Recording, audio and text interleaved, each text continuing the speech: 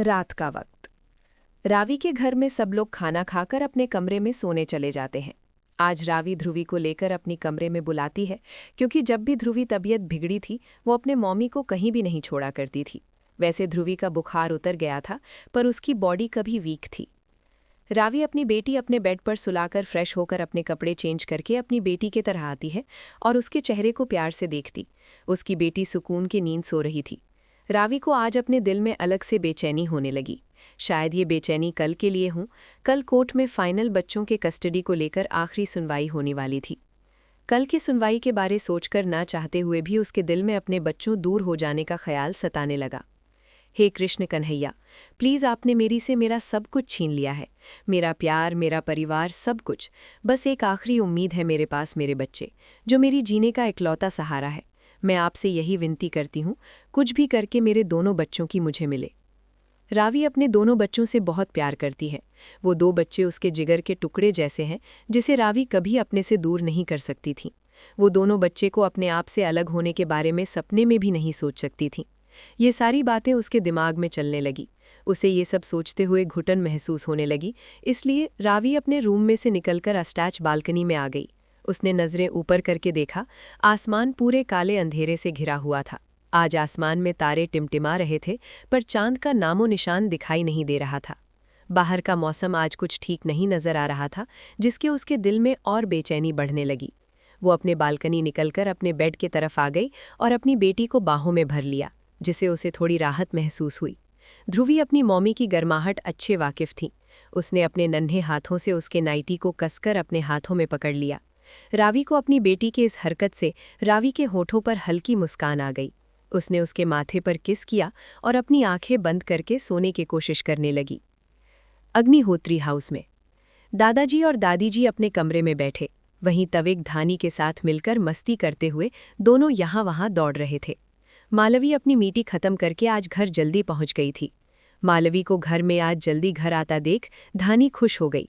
वो दौड़ते हुए मालवी के पैरों में लिपट पड़ी। ए मम्मी, आप आ गए, मुझे बहुत खुशी हुई आपको इतना जल्दी घर आता देख। और डैडी कहाँ है, वो आपके साथ नहीं आए? धानी खुश होकर कहने लगी, पर मालवी किसी और ही सोच में गुम थी। उसे धानी आवाज़ सुनाई न दी हो। उसको कुछ न बोलता देख तविक को बड़ा अजीब लगा। तविक मालवी के पास जाकर कंधे पर हाथ रखकर हिलाने हुए। भाभी? उसके हिलाने से मालवी अपनी दुनिया में बाहर आई हूँ। वो हड़बड़ाते हुए, हाँ भैया, क्या हुआ? तविक हैरान नज़रों से, आपको क्या हुआ है भाभी? किस सोच में गुम हो? मेरी टेडी बियर कब से आपके पैरों से लिपटी आपसे कुछ पूछ रही हैं और आप किसी और ही दुनिया में गुम हो।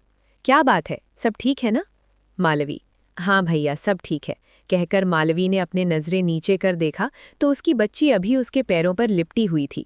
मालवी ने उसे अपने गोद में उठाकर, मम्मी, आज आप मेरे लिए इतनी जल्दी घर आए हो? मालवी, हाँ बेबी, आज मैं आपके लिए।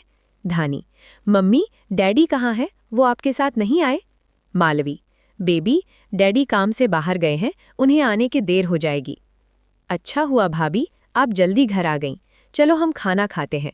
टेडी बियर मुझे पूरे हॉल अपने पीछे बहुत दौड़ाकर मेरी पूरी एनर्जी वेस्ट कर दी है, जिससे मुझे अब बुक संभल नहीं रही है। मालवी तविक की बात सुनकर, बेबी, आपने भैया को इतना परेशान किया, बुरी बात है बेटा। धानी, ओहो मम्मी, आप बड़ी की बात मत सुनिए। उन्होंने मुझे अपने आप को पकड़ने के लिए उनके पीछे खूब दौड़ाया, जिससे मेरी अर्जी भी खत्म हो गई है। अच्छा बच्चू, ये पकड़ पकड़ाई का खेल ना आइडिया तुम्हारे ही था ना कि मेरे? मैंने तो कहा शांति से वीडियो गेम खेलते, पर नहीं, इसे तो अपने बड़ी के दौड़कर भगाने में मज़ा आता है। हाँ, क्योंकि आप मेरे बड़ी हो, मैं जितना चाहे आपको परेशान कर सकती हूँ। धानी ने एक छोटे पपी की तरह मुंह बनाते हुए कहा, जिसे मालवी और तविक दोनों को उस पर प्यार आने लगा। वहीं धानिश की मीटिंग खत्म करके अपने घर के लिए निकल रहा था, पर उसके क्लाइंट ने उसे रोककर उसके साथ बैठकर ड्रिंक करने के लिए ऑफर किया। धानिश का ड्रिंक करने का मन नहीं था, पर उसका क्लाइंट उसे डील मिलने की खुशी में ड्रिंक करने को कह रहा था। धानिश ने कुछ पल सोचा, फिर उसके ऑफर की एक्सेप्ट किया। ऐसा ही बातें करते हुए धानिश ने ड्रिंक कर ली। उसके बाद उसके क्लाइंट ने वेटर खाने का ऑर्डर दिया। खाना खाने के बाद दोनों खाना खाकर वहां से निकल गईं। मालवी रात डिनर करने धानी को सुलाकर अपने कमरे में सोने के लिए आ गई। जब उसका ध्यान कमरे में टंगी घंटी पर गया, जिसमें 11 बज रहे थे। मालवी सोचने लगी, धानिश अब तक घर क्यों नहीं आया? एक बार उसका दिल किया कि दानिश को कॉल करके उसे पूछ ले वो कब तक घर वापस आएगा, पर कुछ सोचने के बाद उसने अपना दिमाग झट दिया और फ्रेश होने के लिए वॉशरूम में चली गई। फ्रेश होकर अपने कपड़े पहने, चेंज करके सोफे पर जाकर लेट गई। लगभग 1.5 घंटे के बाद दानिश अपने घर में आ गया। उसे थोड़ा डर लगने लगा था। उसके मुंह से ड्रिंक की स्मेल बहुत आ रही थी और वो पूरे नशे में था। उसके ड्रिंक करने की खबर अगर घर में दादा दादी को पता चल गया कि वो ड्रिंक करके नशे में झूल रहा है तो उसके दादाजी उसे गुस्सा करके पक्का घर से बाहर फेंकवा देंगे। यही सब सोचते हुए डरते हुए बिना वक्त गवाए दबे पांव से अपने कमरे की तरफ बढ़ गया। वो कमरे का दरवाज़ा ओपन करके अंदर आ गया और एक राहत की सांस ली। उसने अपना कोट निकालकर बेड पर रखा तो उसकी नज़र मालवी पर गई, जो सोफे पर लेटी हुई थी। गहरी नींद होने के कारण मालवी अपने होश में नहीं थी। उसका नाइट गाउन ऊपर की ओर थाइस तक आ गया था, जिससे उसको जरा भी होश नहीं था। दानिश को मालवी के गोर टांगे देखकर दानिश को अपना गला सूखा पड़ा हुआ महसूस हुआ। उसके अंदर फिर से एक बार मालवी को अपने करीब करने की चाह बढ़ गई। ये सोचकर वो सोफे की तरफ बढ़ने लगा, जहां पर मालवी बेढंग से रही थी।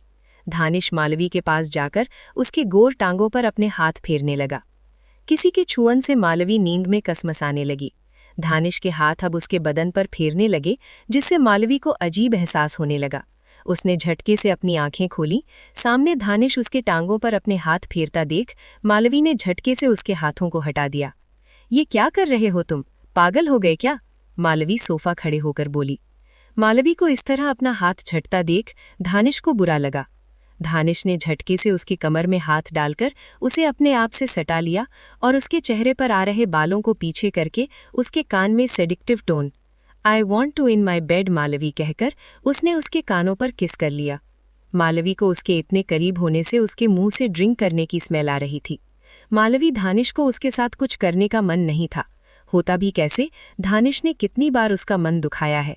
इससे अब उसका मन नहीं करता उसके करीब जाकर उसे प्यार करने का। उसने उसे मना करते हुए बोली, दानिश प्लीज तुम अपने होश में नहीं हो। I am not ready for this, please leave me, मुझे कुछ नहीं करना तुम्हारे साथ, कहकर उसके सीने से दूर करने की कोशिश करने लगी। उसके दूर करता देख दानिश को उस पर गुस्सा आने लगा। उसकी आंखों गुस्से से लाल हो गई। पति हूँ तुम्हारा। रात के 1:30 पर अचानक रावी नींद में पसीने छूटने लगते हैं। शायद रावी कोई भयानक सपना देख रही, जिसमें देखकर वो डर से कांप रही थी। तभी उसने अपने सपने में कुछ ऐसा देखा जिसे देखकर वो जोर से चीखी उठी। नहीं! वो इतनी जोर से चीखी थी, उसकी चीख की गूंज पूरे रूम में गूंज उठी। रावी कमरा साउंड प्रूफ होने की वजह से उसकी आवाज़ बाहर तक नहीं पहुंची। बगल में सो रही ध्रुवी अपनी मम्मी की चींक सुनकर घबराते हुए उठ गई। ध्रुवी आंखें खोलकर अपनी मम्मी को देखा, जो पसीने से पूरी लथपथ होकर डर से कांप रही थी और लंबी लंबी सांसें ले रही थी। ध्रुवी उसकी हालत देखकर घबरा कर गई। उसके आंखों से आंसू भर गए। मम्मी, आपको क्या हुआ? वो रोते हुए बोली। रावी अपनी बेटी को देखा, जो उसकी चीखने से डर गई थी। रावी ने खुद को शांत करके उसे अपने सीने लग लिया। Hey, don't cry baby, sorry, mummy सपने में डर गई इसलिए इतनी तेज चीख उठी। तुम घबराओ मत, शांत हो जाओ बेबी, मेरी वजह से आपकी नींद खराब हो गई, मुझे माफ़ कर दो। रावी के गले लगाने से ध्रुवी शांत हो गई। मम्मी आप ठीक हो ना? ध्रुवी अपना सिर ऊपर करके उसके चेहरे को देखने लगी। ध्रुवी को गले लगाकर रावी का कांपना थोड़ा कम हो गया। बेबी, मम्मी ठीक है। ध्रुवी रावी से अलग होकर बेड के आसपास देखने लगी। उसे लेफ्ट साइड टेबल पर रखा पानी का ग्लास दिखा। वो बेड से उतर अपने मम्मी को पानी का ग्लास लेकर गई। मम्मी, इसे पी लीजिए, यूल फील बेटर। रावी ने अपने बेटी को अपनी इतनी फिक्र करता देख अच्छा लगा। उसने उसके हाथों से पानी ग्लास लेकर पीने लगी। पानी पीने के बाद रावी ने ग्लास को साइड टेबल पर रख अपने बाहों फैलाया, ध्रुवी को अपने पास आने का इशारा किया। ध्रुवी भी झट से बेड पर चढ़कर रावी सीने में चिपक गई। मम्मी, आपने ऐसा क्या देखा सपने में जो आप इतनी डर गई और इतनी तेज चीख उठी? ध्रुवी रावी के सीने चिपक कर बोली। कुछ नहीं बेबी, वो एक बुरा सपना था जिसे देख मम्मी डर गई। रावी ध्रुवी के पीठ सहलाने हुए बोली। मम्मी बताएं ना, क्या देखा आपने सपने में? क्या आपके सपने में मॉन्स्टर को देखा जिसे देखकर आप डर गई? नहीं बेबी, मैंने ऐसा कुछ नहीं देखा और मॉन्स्टर वगैरह कुछ नहीं होता। तुमने ये सब कहाँ देख लिया? मैंने ये सब टीवी पर देखा था। एक डरावना दिखने वाला मॉन्स्टर एक लड़की को खींचते हुए लेकर जाता है और वो लड़की मॉन्स्टर को देखकर जोर से चीखती चिल्लाती है। ऐसा असल दुनिया में कुछ नहीं होता बेटा। चलो, बहुत रात हो गई है, तुम सो जाओ कहकर ध्रुवी को बेड पर लेटाकर खुद उसके बगल में लेट गई। रावी ध्रुवी का सिर को सहलाते हुए सुलाने लगी, पर रावी की आंखों में नींद गायब हो गई थी। वो उस सपने के बारे सोच रही थी। बहुत सालों बाद उसे वो सपना आया था। दूसरी तरफ धानिश गुस्से से मालवी के तरफ बढ़ा और उसके बाहों को कसकर पकड़, पति हूँ तुम्हारी, शादी हुई है हम दोनों में, जबरदस्ती उठा करके तुम्हें अपने घर और बिस्तर पर नहीं लेकर आया हूँ जो तुम इस तरह से मुझसे बात कर रही हो। पति हुए तो क्या अपनी मनमानी करोगे, जबरदस्ती मुझ पर हक दिखाओगे? तुमने शादी भी तो मुझे अपनी नफरत करने दिखाने के लिए थी, क्या ये बात तुम भूल गए? तो आखिर किस हक से तुम मुझ पर अपना हक समझे हो? तुम्हारे मेरे ऊपर कोई हक नहीं है। धानिश, कहते हुए उसके आंखों में आंसू आने लगे, पर वहीं धानिश उसका जवाब सुन गुस्से से उसके चेहरे पर पकड़, क्या कहा तुमने? मेरा तुम्हारे ऊपर हक नहीं? हाँ, अगर मेरा हक तुम्हारे ऊपर नहीं तो किसके ऊपर है, बताओ मुझे, कहकर उसके गालों पर दबाने लगा। आह! धानिश छोड़ो, मुझे दर्द हो रहा है। मालवी उसके हाथों को दूर करने लगी, पर धानिश उसके बातों को इग्नोर करके, यू डिजर्व इट, तुम्हारी जबान कुछ ज्यादा ही चलने लगी है मेरे सामने। मैं तुम्हें अभी बताता हूँ मेरे तुम्हारे ऊपर कितने सारे हक हैं, जिसे मैं अपने तरीके से अपने हक एक एक करके दिखाऊंगा, कहकर उसे गुस्से में बेड पर धकेल देता है। धानिश अपने शर्ट के बटन खोलने लगता है। मालवी धानिश को देखकर समझ जाती है आगे क्या होने वाला है, जिससे वो और डरने लगती है। वो नशे में होने के कारण उसके हाथ से शर्ट के बटन ठीक से खुल नहीं पा रहे थे, जिससे उसको गुस्सा आ रहा था। मालवी उसे अपने शर्ट के बटन उलझा हुआ देख बेड से उतर के भागने लगी। उसको भागता देख धानिश ने उसे पकड़ना चाहा, तो मालवी ने उसे अपने दोनों हाथों जोर लगाकर दूर धक्का दिया, जिससे वो धड़ाम से बेड पर जा गिरा। मालवी आगे भागने के लिए मुड़ी तो वो भागने चक्कर में उसका पैर कारपेट में फंस गया, जिससे वो नीचे गिर गई। उसके हाथों, कोहनी पर और सिर पर चोट लग गई। मालवी ने घबराते हुए जैसे तैसे खुद को संवारते हुए जल्दी से खड़ी होकर कमरे से भागकर कमरे का डोर बाहर से बंद करके बिना आगे देखे पीछे देखते हुए तेजी से भागने लगी, जिसे मालवी धड़ाम से किसी के सिर से टकरा गई। तविक को अपने कमरे में नींद नहीं आ रही थी, इसलिए वो गार्डन में अकेला घूम रहा था। पर उसे जब नींद आने लगी तो वो वापस घर के अंदर आकर अपने कमरे की तरफ जा ही रहा था। मालवी की तेज दौड़ने से उन दोनों की टक्कर हो गई। ओ मम्मी, मेरा सिर फुट गया, कहकर तविक अपने सिर पर हाथ रख दिया और एक आंख से मालवी को देखकर, भाभी आप इतनी रात में कहाँ पर जॉगिंग करने जा रही थी क्या? इतना तेज घर में कौन दौड़ता है? कितनी जोर से टकरा गई आप अपने देवर से, कहकर अपना सिर पकड़ लिया। पति हूँ तुम्हारा। रात के 1:30 पर अचानक रावी नींद में पसीने छूटने लगते हैं। शायद रावी कोई भयानक सपना देख रही, जिसमें देखकर वो डर से कांप रही थी। तभी उसने अपने सपने में कुछ ऐसा देखा जिसे देखकर वो जोर से चीखी उठी। नहीं! वो इतनी जोर से चीखी थी, उसकी चीख की गूंज पूरे रूम में गूंज उठी। रावी कमरा साउंड प्रूफ होने की वजह से उसकी आवाज़ बाहर तक नहीं पहुंची। बगल में सो रही ध्रुवी अपनी मम्मी की चींख सुनकर घबराते हुए उठ गई। ध्रुवी आंखें खोलकर अपनी मम्मी को देखा, जो पसीने से पूरी लथपथ होकर डर से कांप रही थी और लंबी लंबी सांसें ले रही थी। ध्रुवी उसकी हालत देखकर घबरा कर गई। उसके आंखों से आंसू भर गए। मम्मी, आपको क्या हुआ? वो रोते हुए बोली। रावी अपनी बेटी को देखा, जो उसकी चीखने से डर गई थी।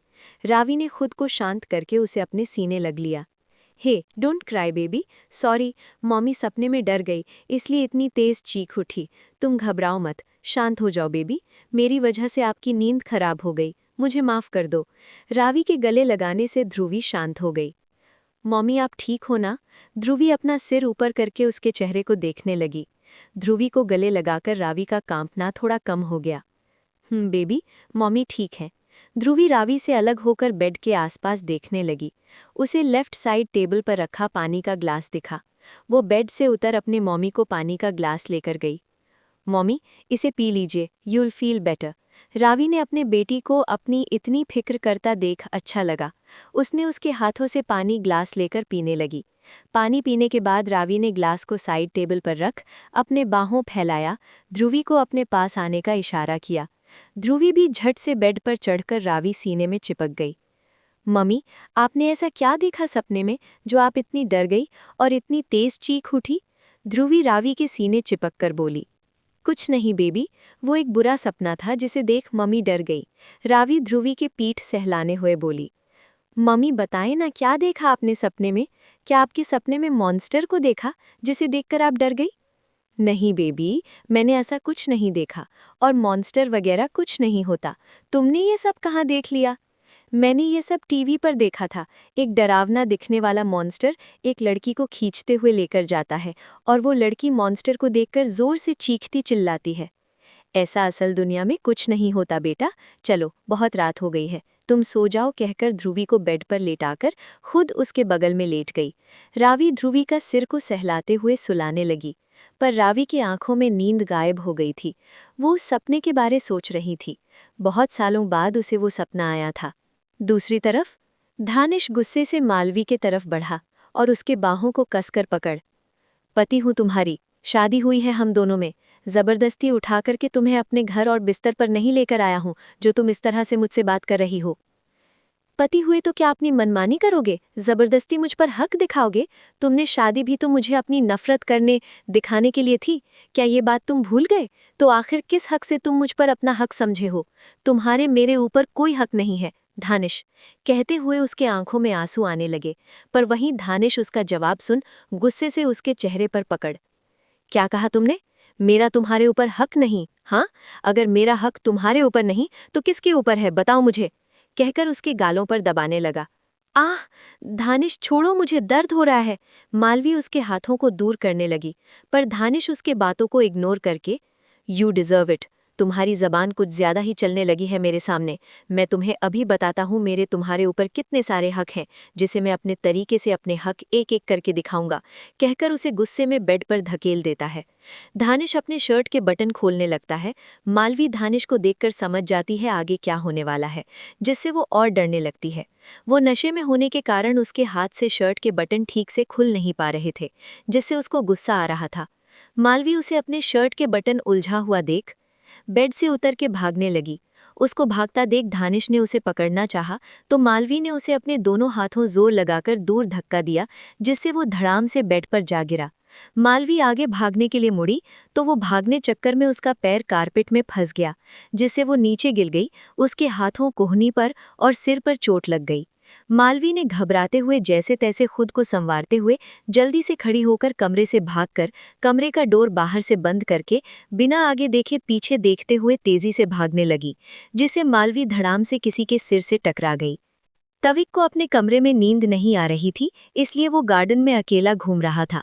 पर उसे जब नींद आने लगी तो वो वापस घर के अंदर आकर अपने कमरे की तरफ जा ही रहा था। मालवी की तेज दौड़ने से उन दोनों की टक्कर हो गई।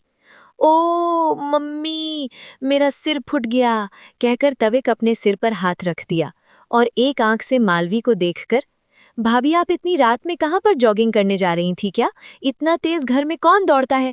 कितनी जोर से टकरा गई आप अपने देवर से, कहकर अपना सिर पकड़ लिया। मालवी के सिर पर पहले से चोट लगी थी, वहीं तविक के टकराने से उसके सिर में दर्द होने लगा, पर अपना दर्द साइड रखकर मालवी, माफ कर दीजिए भैया, मेरे ध्यान नहीं गया, मुझे नहीं पता था सामने आप आ रहे होंगे। आप। अगली सुबह अग्निहोत्री हाउस में सुबह मालवी की आंखों खुली तो उसके सामने अपनी सुंदर बेटी धानी का चेहरा देखा, जिसे देखकर उसके चेहरे पर मुस्कान आई। मालवी उठने वाली थी, धानी के हाथों ने उसके गाउन को पकड़ रखा था। ये देख मालवी अपने बेटी के हाथों को किस किया और उसका हाथ हटाकर ठीक से कंबल ओढ़कर बेड से उतर गई। मालवी को फ्रेश होना था, जिसके लिए उसको धानिश के कमरे जाना जरूरी था। धानी के कमरे में मालवी कोई कपड़े नहीं थे। मालवी का मन नहीं था धानिश के कमरे जाने का। उसे अपने कमरे में जाने में डर लगा रहा था। अगर धानिश जगा होगा तो ना जाने उसके साथ क्या करेगा, पर उसे अपने कपड़े चेंज करने थे। मालवी ने जैसे तैसे अपने मन को शांत किया और धानी के कमरे में निकलकर अपने कमरे के डोर के पास पहुंची। कमरे का डोर अभी बाहर से बंद था। मालवी कांपते हाथों से डोर अपने करके अंदर आई। उसने पूरे कमरे में सरसरी नज़र दौड़ाई और आखिर में बेड पर एक नज़र डाली। धानिश बेड पर सो रहा था। धानिश कल के कपड़ों में वैसे सो रहा था। उसके सोता देख मालवी एक राहत की सांस ली और बोली, चलो अच्छा है, ये कुंभकर्ण अभी तक सो रहा है, अच्छी बात है, मैं जल्दी फ्रेश होकर कमरे बाहर चली जाती हूँ, वरना ये उठ गया तो पता नहीं ये रावण मेरे साथ क्या कर जाए। मालवी अपने कपड़े लेकर वॉशरूम में नहाने के घुस गई। वहीं जल्दी नहाकर फ्रेश होकर बाहर निकली, क्योंकि उसे डर था कि उसके नहाने से पहले धानिश उठ न जाए। वो अपने कपड़े पहनकर मिरर के सामने खड़ी हुई। उसके ब्राउन कलर की शर्ट और नीचे वाइट कलर पैंट पहनी थी। मालवी ने बालों की हाई पोनी बांधी और अपने होंठ पर लाइट ब्राउन लिपस्टिक, हल्का मेकअप करना लगी। तभी मिरर में उसकी नज़र अपने गले में पहने हुए मंगलसूत्र गई। ओना चाहते हुए उसकी नज़र बेड पर सो रहे धानिश पर गई। पता नहीं मालवी के पैर अपने बेड की तरफ बढ़ गए। मालवी बेड पहुंचकर धानिश को देखने लगी। धानिश सुकून से सो रहा था, उसे किसी बात का होश नहीं था। सोते समय उसका चेहरा काफ़ी हैंडसम नजर आ रहा था। मालवी उसके चेहरे को प्यार से निहारने लगी। अनजान में मालवी के हाथों उसके तरफ बढ़ गए, पर कल रात जो हुआ ये याद आते ही उसकी आंखों में आंसू आ गए। उसने अपने हाथों की मुट्ठी बनाकर अपने हाथ वापस खींच लिए। कल रात की बदतमीजी याद आते हुए उसने एक नज़र धानिश को गुस्से देखा और अपनी बैग लेकर बिना पीछे देखे कमरे में बाहर आ गई। वो बाहर आकर धानी के कमरे में जाकर धानी को उठाने लगी। वेक अप लेजी गर्ल कहकर उसे उठाने लगी। ओहो मम्मी, आप इतनी जल्दी मुझे क्यों उठा रही हैं? मुझे अभी भी नींद आ रही है। धानी आंखों मसलते हुए आंखों खोली तो अपनी मम्मी के माथे को देखा, जिसके सिर पर छोटी पट्टी लगाई हुई थी। मम्मी, आपके सिर क्यों हुआ है? क्या आपको चोट लगी है? मालवी के हाथों अपने सिर पर गए जहां पर पट्टी लगी हुई थी। हाँ बेबी, वो मम्मी कल छोटी सी चोट लग गई थी। पर आपको चोट लगी कैसे मम्मी? और आपको चोट लगी तब डैडी कहाँ थे? क्या उन्हें पता है आपके सिर पर चोट लगी है? धानी ने अपनी मीठी आवाज में पूछा। ये चोट आपके डैडी ने दिए हैं बेबी, मालवी अपने मन में कहने लगी। अपनी बेटी के पास जाकर वो क्लोजेट रूम का डोर ओपन करते वक्त मम्मी के सिर पर हल्का सा डोर लग गया, जिससे मम्मी की सिर पर मालवी उंगली को दिखाकर इत्तू सी चोट आई है। आपकी ये चोट कब ठीक होगी और आपको ज्यादा दर्द हो रहा है? नहीं बेबी, मम्मी ठीक है और कुछ दिन में ही मम्मा की चोट ठीक हो जाएंगी। ये सुन धानी बेड पर उठ मालवी के चोट पर अपने होंठ रख करके किस करके बोली, अब आपकी चोट जल्दी ठीक हो जाएगी मम्मी। अपनी बेटी इस हरकत पर मालवी मुस्कुराते हुए उसके गालों पर किस किया और उसे अपने गोद में लेकर वॉशरूम में नहाने के लिए चली गई। रावी के घर।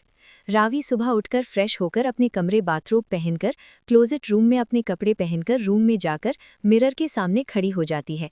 रावी ने येलो टॉप और नीचे ब्लैक जीन्स पहनकर मिरर के सामने खड़ी होकर अपने बालों का हाई पोनीटेल बनाकर होठों पर लिप बाम लगाकर रेडी हो जाती है। रावी के बेड पर अभी ध्रुवी सो रही थी। ध्रुवी को बुखार की वजह से थोड़ी कमजोरी थी, जिस वजह से आज के दिन ध्रुवी को उसको स्कूल ना भेजने की सोचती है।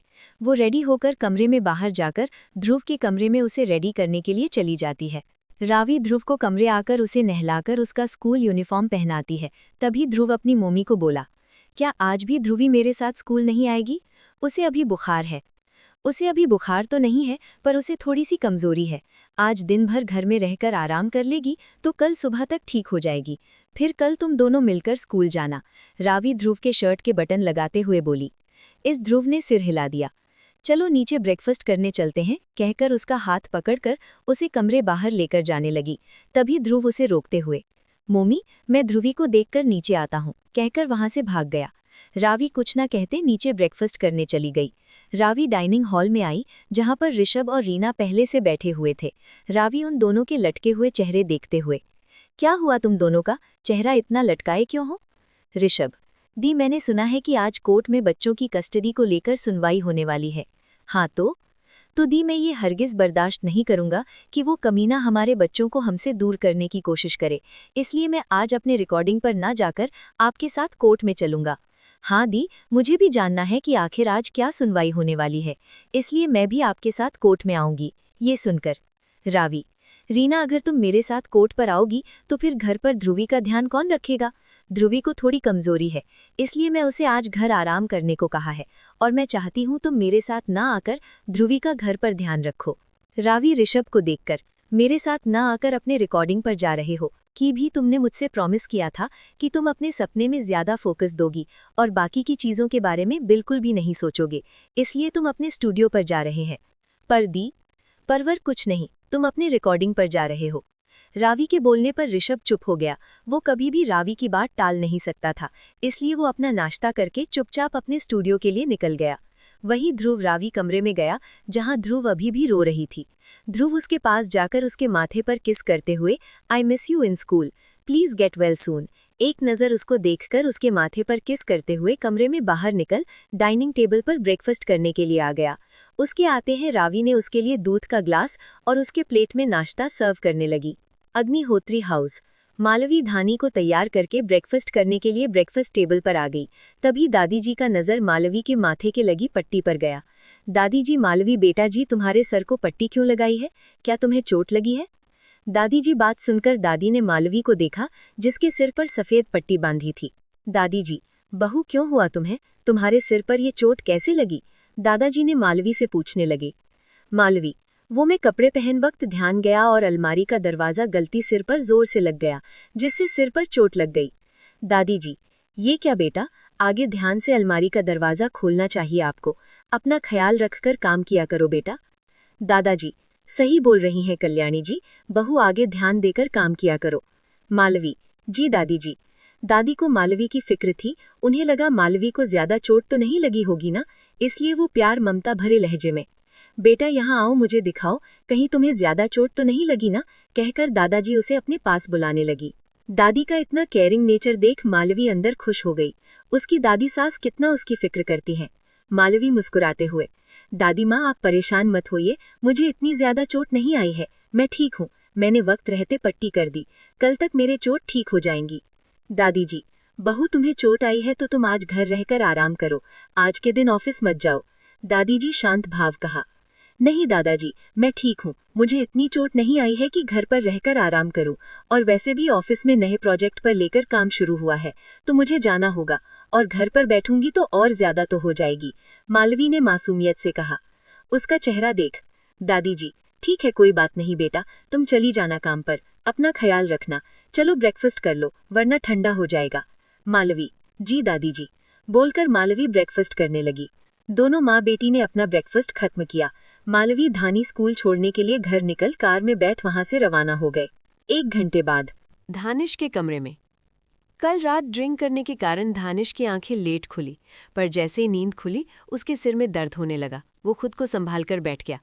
तभी वहां पर एक मेड ने धानिश का दरवाज़ा नॉक किया, जिसे सुनकर धानिश ने उसे अंदर आने को कहा। तभी वहां पर मेड अपने हाथों में ट्रे लेकर खड़ी थी जिसमें एक ग्लास था। मेड कॉफ़ी टेबल पर ट्रे रखते हुए, सर, ये नींबू पानी है, मालवी दीदी ने आपको उठने के बाद देने को कहा था। मालवी का नाम सुनकर उसे रात वाली बात याद आ गई, किस तरह से उसे धक्का देकर मालवी कमरे से बाहर भाग निकली थी। मालवी कहाँ है? धानिश कठोर आवाज में पूछने लगा। उसकी आवाज़ सुनकर मेड ने डर से नजरें नीचे करके बोली, मालवी दीदी, धानी बेदी को स्कूल छोड़ने के लिए कब की चली गईं? मालवी, तुम? वो धीरे से गुस्से में गुर्राया, और मेड को देखकर, तुम जा सकती हो। ये सुन मेड तुरंत उसके कमरे से बाहर निकल गई। धानिश अपने बेड से उतर उस नींबू पानी का ग्लास उठाकर पीने लगा। कुछ देर बाद उसका सिर दर्द कम हो गया। वो अपने कपड़े लेकर वॉशरूम में नहाने के लिए चला गया। वहीं रावी ध्रुव को आज थोड़ा जल्दी स्कूल छोड़कर कोर्ट के लिए रवाना हो गई। रावी की कार जैसे कोर्ट की तरफ बढ़ रही थी, वहीं रावी के लिए डर से बेचैन हो रहा था। ये कैसी बेचैनी है कृष्ण कन्हैया, मुझे समझ नहीं आ रहा है, क्यों मेरा दिल इतना बेचैन हो रहा है? पता नहीं आज क्या अनहोनी होने वाली है। रावी कार ड्राइव करते हुए खुद में बड़बड़ाने लगी। थोड़ी देर में उसकी कार कोर्ट में आकर रुकी। रावी कार को पार्क करके कोर्ट के अंदर दाखिल हुई। वहां पर उसका lawyer Jitendra Shah paper work करने में लगा हुआ था। तभी आर्यन भट्ट और निहिर दोनों एक दूसरे से बातें करते हुए कोर्टरूम के अंदर आ गए। निहिर ने लाइट क्रीम कलर का सूट 3-पीस सूट पहन रखा था और आंखों पर ब्लैक कलर का सनग्लासेस लगाए हुए थे, जिनमें वो काफ़ी अट्रैक्टिव और गुड लुकिंग दिख रहा था। निहिर की नज़र जैसे रावी पर गई, उसने अपना सनग्लासेस उतारकर रावी को शैतानी मुस्कुराहट से देखने लगा। रावी उसके इस तरह से मुस्कुराने से देख रावी को गुस्सा आने लगा। वो उसे गुस्से में उसे घूरने लगी। निहिर के साथ उसका असिस्टेंट कार्तिक भी उसके साथ आया हुआ था। वो कभी रावी के चेहरे को देखता तो कभी निहिर के चेहरे को देखता, पर निहिर चेहरे की रहस्यमयी मुस्कुराहट देखकर, ये जल्लाद इस तरह मुस्कुरा रहा है तो पक्का आज कोई बड़ा बम फटने वाला है, कार्तिक अपने मन में बोलने लगा। तभी वहां पर जज साहब आ गए। कार्रवाई शुरू की जाए। ये सब सुनते एडवोकेट आर्यन भट्ट अपनी जगह खड़े होकर सफाई देना शुरू कर देते हैं। उसकी सफाई खत्म होने के बाद जितेंद्र शाह अपनी सफाई देने के लिए खड़े हो जाते हैं। जज साहब दोनों पक्षों की बातें ध्यान से सुन रहे थे। बच्चों की केस स्टडी के बारे में सोच विचार करने लगते हैं। रावी को अब और डर लगने लगा था। जिस तरह आर्यन भट्ट ने अपनी सफाई देकर बाजी पलट दी थी, उसे अब यकीन हो गया था उसका एक बच्चा आज उसे दूर होने वाला था। ये सोचकर उसकी आंखें भर आईं। सोच विचार करने के बाद जज साहब आखिर निर्णय लेते हुए, तमाम गवाहों और सबूतों को मध्यम रखते हुए, ये कोर्ट मिस्टर अग्निहोत्री को उनके बेटी ध्रुवी अग्निहोत्री की कस्टडी बयान करती है। द कोर्ट इट्स अडजर्न्ड कहकर वो अपने पेश की शाही को लिखकर वहीं रख देते हैं। उसका फैसला सुना रावी की आंखों की आंसू की बाढ़ आ जाती है। वो अपनी जगह पर वहीं जम जाती है। उसे ऐसा फील होने लगता है जैसे उसके शरीर में से उसकी आत्मा बाहर निकाल रखा दी हो। वहीं निहिर रावी के बिना किसी एक्सप्रेशन से शून्य भाव में उसको देख रहा था। जितेंद्र शाह रावी के पास आकर, I am sorry mister Rathi, मैंने अपनी पूरी कोशिश की कि आपको अपने दोनों बच्चों की कस्टडी मिले। रावी वहां पर वैसे ही भूत बनी बैठी थी, जिसमें उसकी आवाज़ उसके कानों पर सुनाई न दी हो। जज साहब अपनी सुनवाई करके के बाद कोर्टरूम से बाहर चले गए। वहीं निहिर अपने जगह खड़े होकर रावी की तरह चलकर आकर रुक गया और तेज आवाज में, कार्तिक! उसकी चिल्लाने से रावी अपने होश में आ गई। उसने अपनी नज़रें ऊपर करके देखा। निहिर को देखा, उसकी आंखों में आंसू भर के गालों पर गिर रहे थे। उसकी आवाज़ सुन पीछे खड़ा कार्तिक उसके सामने आकर, यस बॉस। निहिर रावी की तरफ अपनी उंगली पॉइंट करते हुए अपनी कठोर आवाज़ में बोला, इस औरत के घर से मेरी बच्ची को सही सलामत मेरे घर पर लेकर आ जाना, और मेरे ऑफिस पहुंचने से पहले मेरी बच्ची मेरे घर पर आ जानी चाहिए। Is that clear Kartik? Nihir सर्द नज़रों से रावी को देखकर बोला, जी बॉस। कार्तिक एक नज़र रावी को देख फिर निहिर को देखकर बोला। अपनी बात बोलकर निहिर बिना रुके अपने लंबे कदमों से कोर्टरूम के बाहर जाने लगा। रावी भी उसका जवाब सुन उसके चेयर से उठकर निहिर के पीछे जाने लगी। मिस्टर अग्निहोत्री, आप इस तरह से मुझे मेरी बच्ची से अलग नहीं कर सकते, रावी उसके पीछे दौड़ते हुए कहने लगी। उसकी बात सुन निहिर के पैर वहीं रुक गए तो रावी उसके सामने जाकर रोते हुए बोली, देखिए मिस्टर अग्निहोत्री, आप ऐसे मत करिए। ध्रुवी अभी बहुत छोटी है, वो मेरे बगैर एक पल भी नहीं रहती, तो वो आपके साथ कैसे एडजस्ट करेंगी? मुझे कुछ दिन दीजिए उसे समझाने के लिए। तभी निहिर उसकी बात बीच में काटते हुए, तुम्हें ध्रुवी की चिंता करने की ज़रूरत नहीं है, वो मेरी भी बेटी है। तुम उसकी माँ हो तो मैं भी उसका बाप हूँ, मैं उसे अपने तरीके से संभाल लूँगा। ये सुन रावी को और दर्द महसूस होता है कि ये इंसान उसकी बात मानने के लिए तैयार नहीं है। तभी निहिर अपनी बात आगे बोलते हुए, मेरे सामने ये बिना मतलब के आंसू मत बहाओ। मैंने तुम्हें पहले भी एक मौका दिया था जिसे तुमने बड़े एटीट्यूड के ठुकरा दिया था, तो अब अंजाम भुगतो। वो फिर मुड़कर जाने लगा था कि फिर कुछ सोचकर वापस पीछे मुड़कर रावी को देखकर बोला, अभी तो फिलहाल मैंने तुमसे तुम्हारी बेटी को दूर कर रहा हूँ, थोड़े दिन और रुक जाओ, फिर अपने बेटे को भी तुमसे अलग करके अपने आप लेकर आऊँगा, और तुम इसी तरह उसे खुद से दूर होता हुआ देखोगी, क्योंकि मैं अपने बेटे की कस्टडी के लिए तुम्हें हाईकोर्ट में खींच लूँगा। बोलकर वहां से निकल जाता है। रावी उसकी धमकी सुनकर सहम गई। वो कुछ बोले उसे अपने निहिर अपनी कार में बैठ वहां से जा चुका था। निहिर वहां से निकल गया क्योंकि वो रावी के बारे में सोच रहा था कि किस मिट्टी की बनी है ये औरत। इतना कुछ होने के बाद भी रावी उसके सामने झुकने के लिए तैयार नहीं थी। यही सब सोचकर उसे गुस्सा आ रहा था। वो बिना उसकी परवाह किए वहां से निकल गया। रावी को कुछ समझ नहीं आ रहा था। वो अपनी बालों नोचते हुए, नहीं, मैं अपनी बच्ची को कैसे खुद दूर करूंगी। उसे इस वक्त कुछ समझ नहीं आ रहा था कि वो ऐसा क्या करे कि उसकी बेटी उसे दूर ना हो सके। उसका दिमाग इस वक्त बंद पड़ गया था। पर कुछ देर सोचने के बाद वो अपने बच्चे की जुदाई के बारे में सोचकर वहां से निकल अपनी कार चालू करके घर के लिए निकल पड़ी। इस वक्त रावी को कोई होश नहीं था।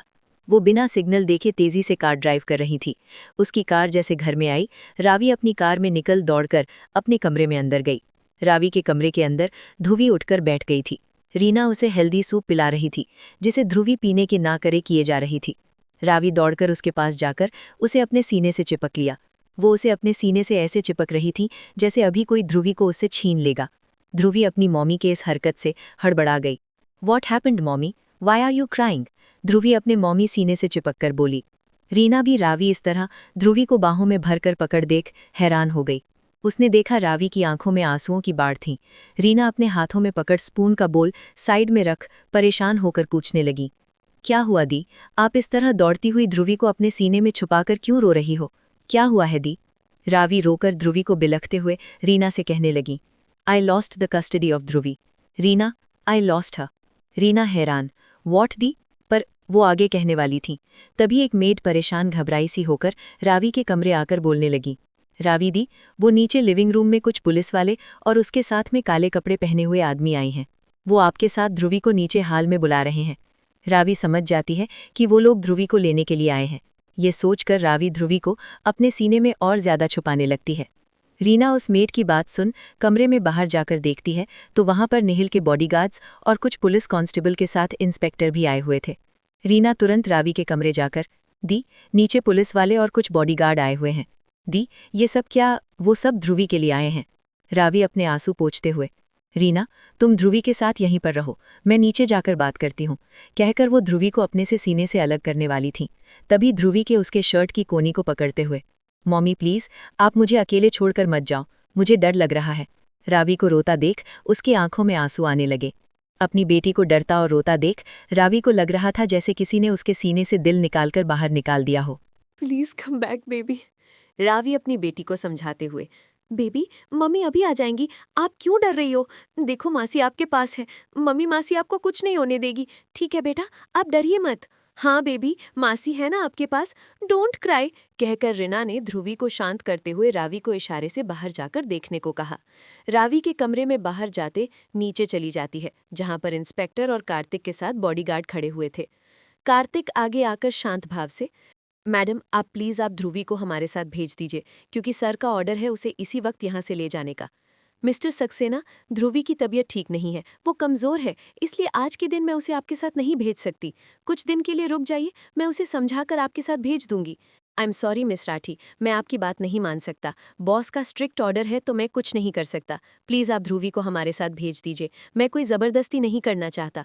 कार्तिक ने थोड़ा नाराज़ एक्सप्रेशन से बोला, आप मेरी बात समझने की कोशिश कीजिए, मैं आज उसको आपको साथ नहीं भेज सकती।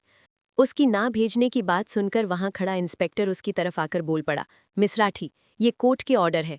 उसके सामने एक पेपर दिखाते हुए, आपको इसे फॉलो करते हुए मिस्टर अग्निहोत्री की बेटी को उनके हवाले आज ही करना होगा। आपके पास बस 5 मिनट है, आप देख लीजिए, अगर आप खुद उसे लेकर नहीं आएंगे तो मजबूर में हमें ऊपर जाकर उन्हें हमारे साथ ले जाना पड़ेगा। उसको इस तरह से रूडली बात करता देख रावी को गुस्सा आने लगा। वो गुस्से के साथ, इंस्पेक्टर, आपकी कैसी बातें कर रही हैं? वो छोटी बच्ची है, कोई सामान नहीं है। मेरी इतनी सी छोटी बच्चे को जबरदस्ती उठाकर लेके कैसे जा सकते हैं? इंस्पेक्टर बिना किसी भाव से, सॉरी बट मिस राठी, इस बात के लिए हम कुछ नहीं कर सकते। हम बस अपना काम कर रहे हैं, जो हमें ऊपर से ऑर्डर आए हैं कि आप अपनी बेटी को अपने से अलग नहीं करेंगी, तो इसीलिए हमें मिस्टर सक्सेना के साथ आपकी बेटी को ले जाने के लिए भेजा गया है। रावी को उसकी ऐसी बात सुनकर कुछ समझ नहीं आ रहा था।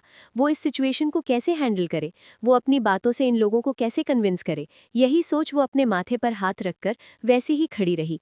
तभी इंस्पेक्टर ने एक हवलदार को आगे बुलाकर, पाटिल, ऊपर जाकर इनकी बेटी को नीचे लेकर आ, इंस्पेक्टर ने उसे ऑर्डर देते हुए कहा। उसकी बात सुनते ही रावी उस हवलदार को रोकते हुए, नहीं, प्लीज आप ऐसे उसे नहीं ले जा सकती। इंस्पेक्टर, देखिए मिस राठी, आप हमारा बेमतलब का वक्त ज़ाया कर रही हैं, हमें और भी बहुत सारे काम रहते हैं, तो प्लीज़ आप हमें कॉपरेट करते हुए हमें अपना काम करने दीजिए। कॉपरेट करिए क्या मतलब है? आप एक बच्ची को उसकी माँ से अलग कर रहे हैं और आपको ये काम इतना आसान लगता है, जिसे आप मुझे कॉपरेट करने के लिए बोल रहे हैं? कैसे इंसान हैं आप? आपके अंदर जरा भी दया की भावना नहीं है? नहीं, हम अपनी ड्यूटी निभा रहे हैं, जो हमारा काम है, इंस्पेक्टर ने सर सपाट लहजे में कहा और अपनी बात आगे कहते हुए अपने हवलदार को देखकर, पाटिल, तुम रुके क्यों हो? जाओ जाकर ऊपर से बच्ची को लेकर आओ, जाओ। जी सर, कहकर हवलदार ऊपर की तरफ जाने लगा। रुक जाओ, नहीं, आप ऐसे नहीं कर सकते, बोलकर रावी भी उसके पीछे पीछे जाने लगी। तभी इंस्पेक्टर ने 2 लेडीज कांस्टेबल को बाहर से अंदर बुलाया, उन्हें ऑर्डर देते हुए रावी को पकड़ने को कहा। ऊपर जाकर हवलदार ने ऊपर खुले कमरे में गया, जो रावी का था। ध्रुवी, जिसे रीना ने गोद लेकर बेड पर बैठकर उसकी पीठ सहलाते हुए उसे शांत कर रही थी। हवलदार उसके पास जाकर ध्रुवी को खींचकर अपने गोद में लेने लगा। ध्रुवी उसे खींचकर ले जाने से डर से रोने लगी। रीना उस हवलदार पर गुस्से में चिल्लाते हुए, ये क्या बेहुदा हरकत है? आपको जरा भी शर्म नहीं आती इस तरह से छोटी बच्ची को जबरदस्ती अपने साथ खींचते हुए?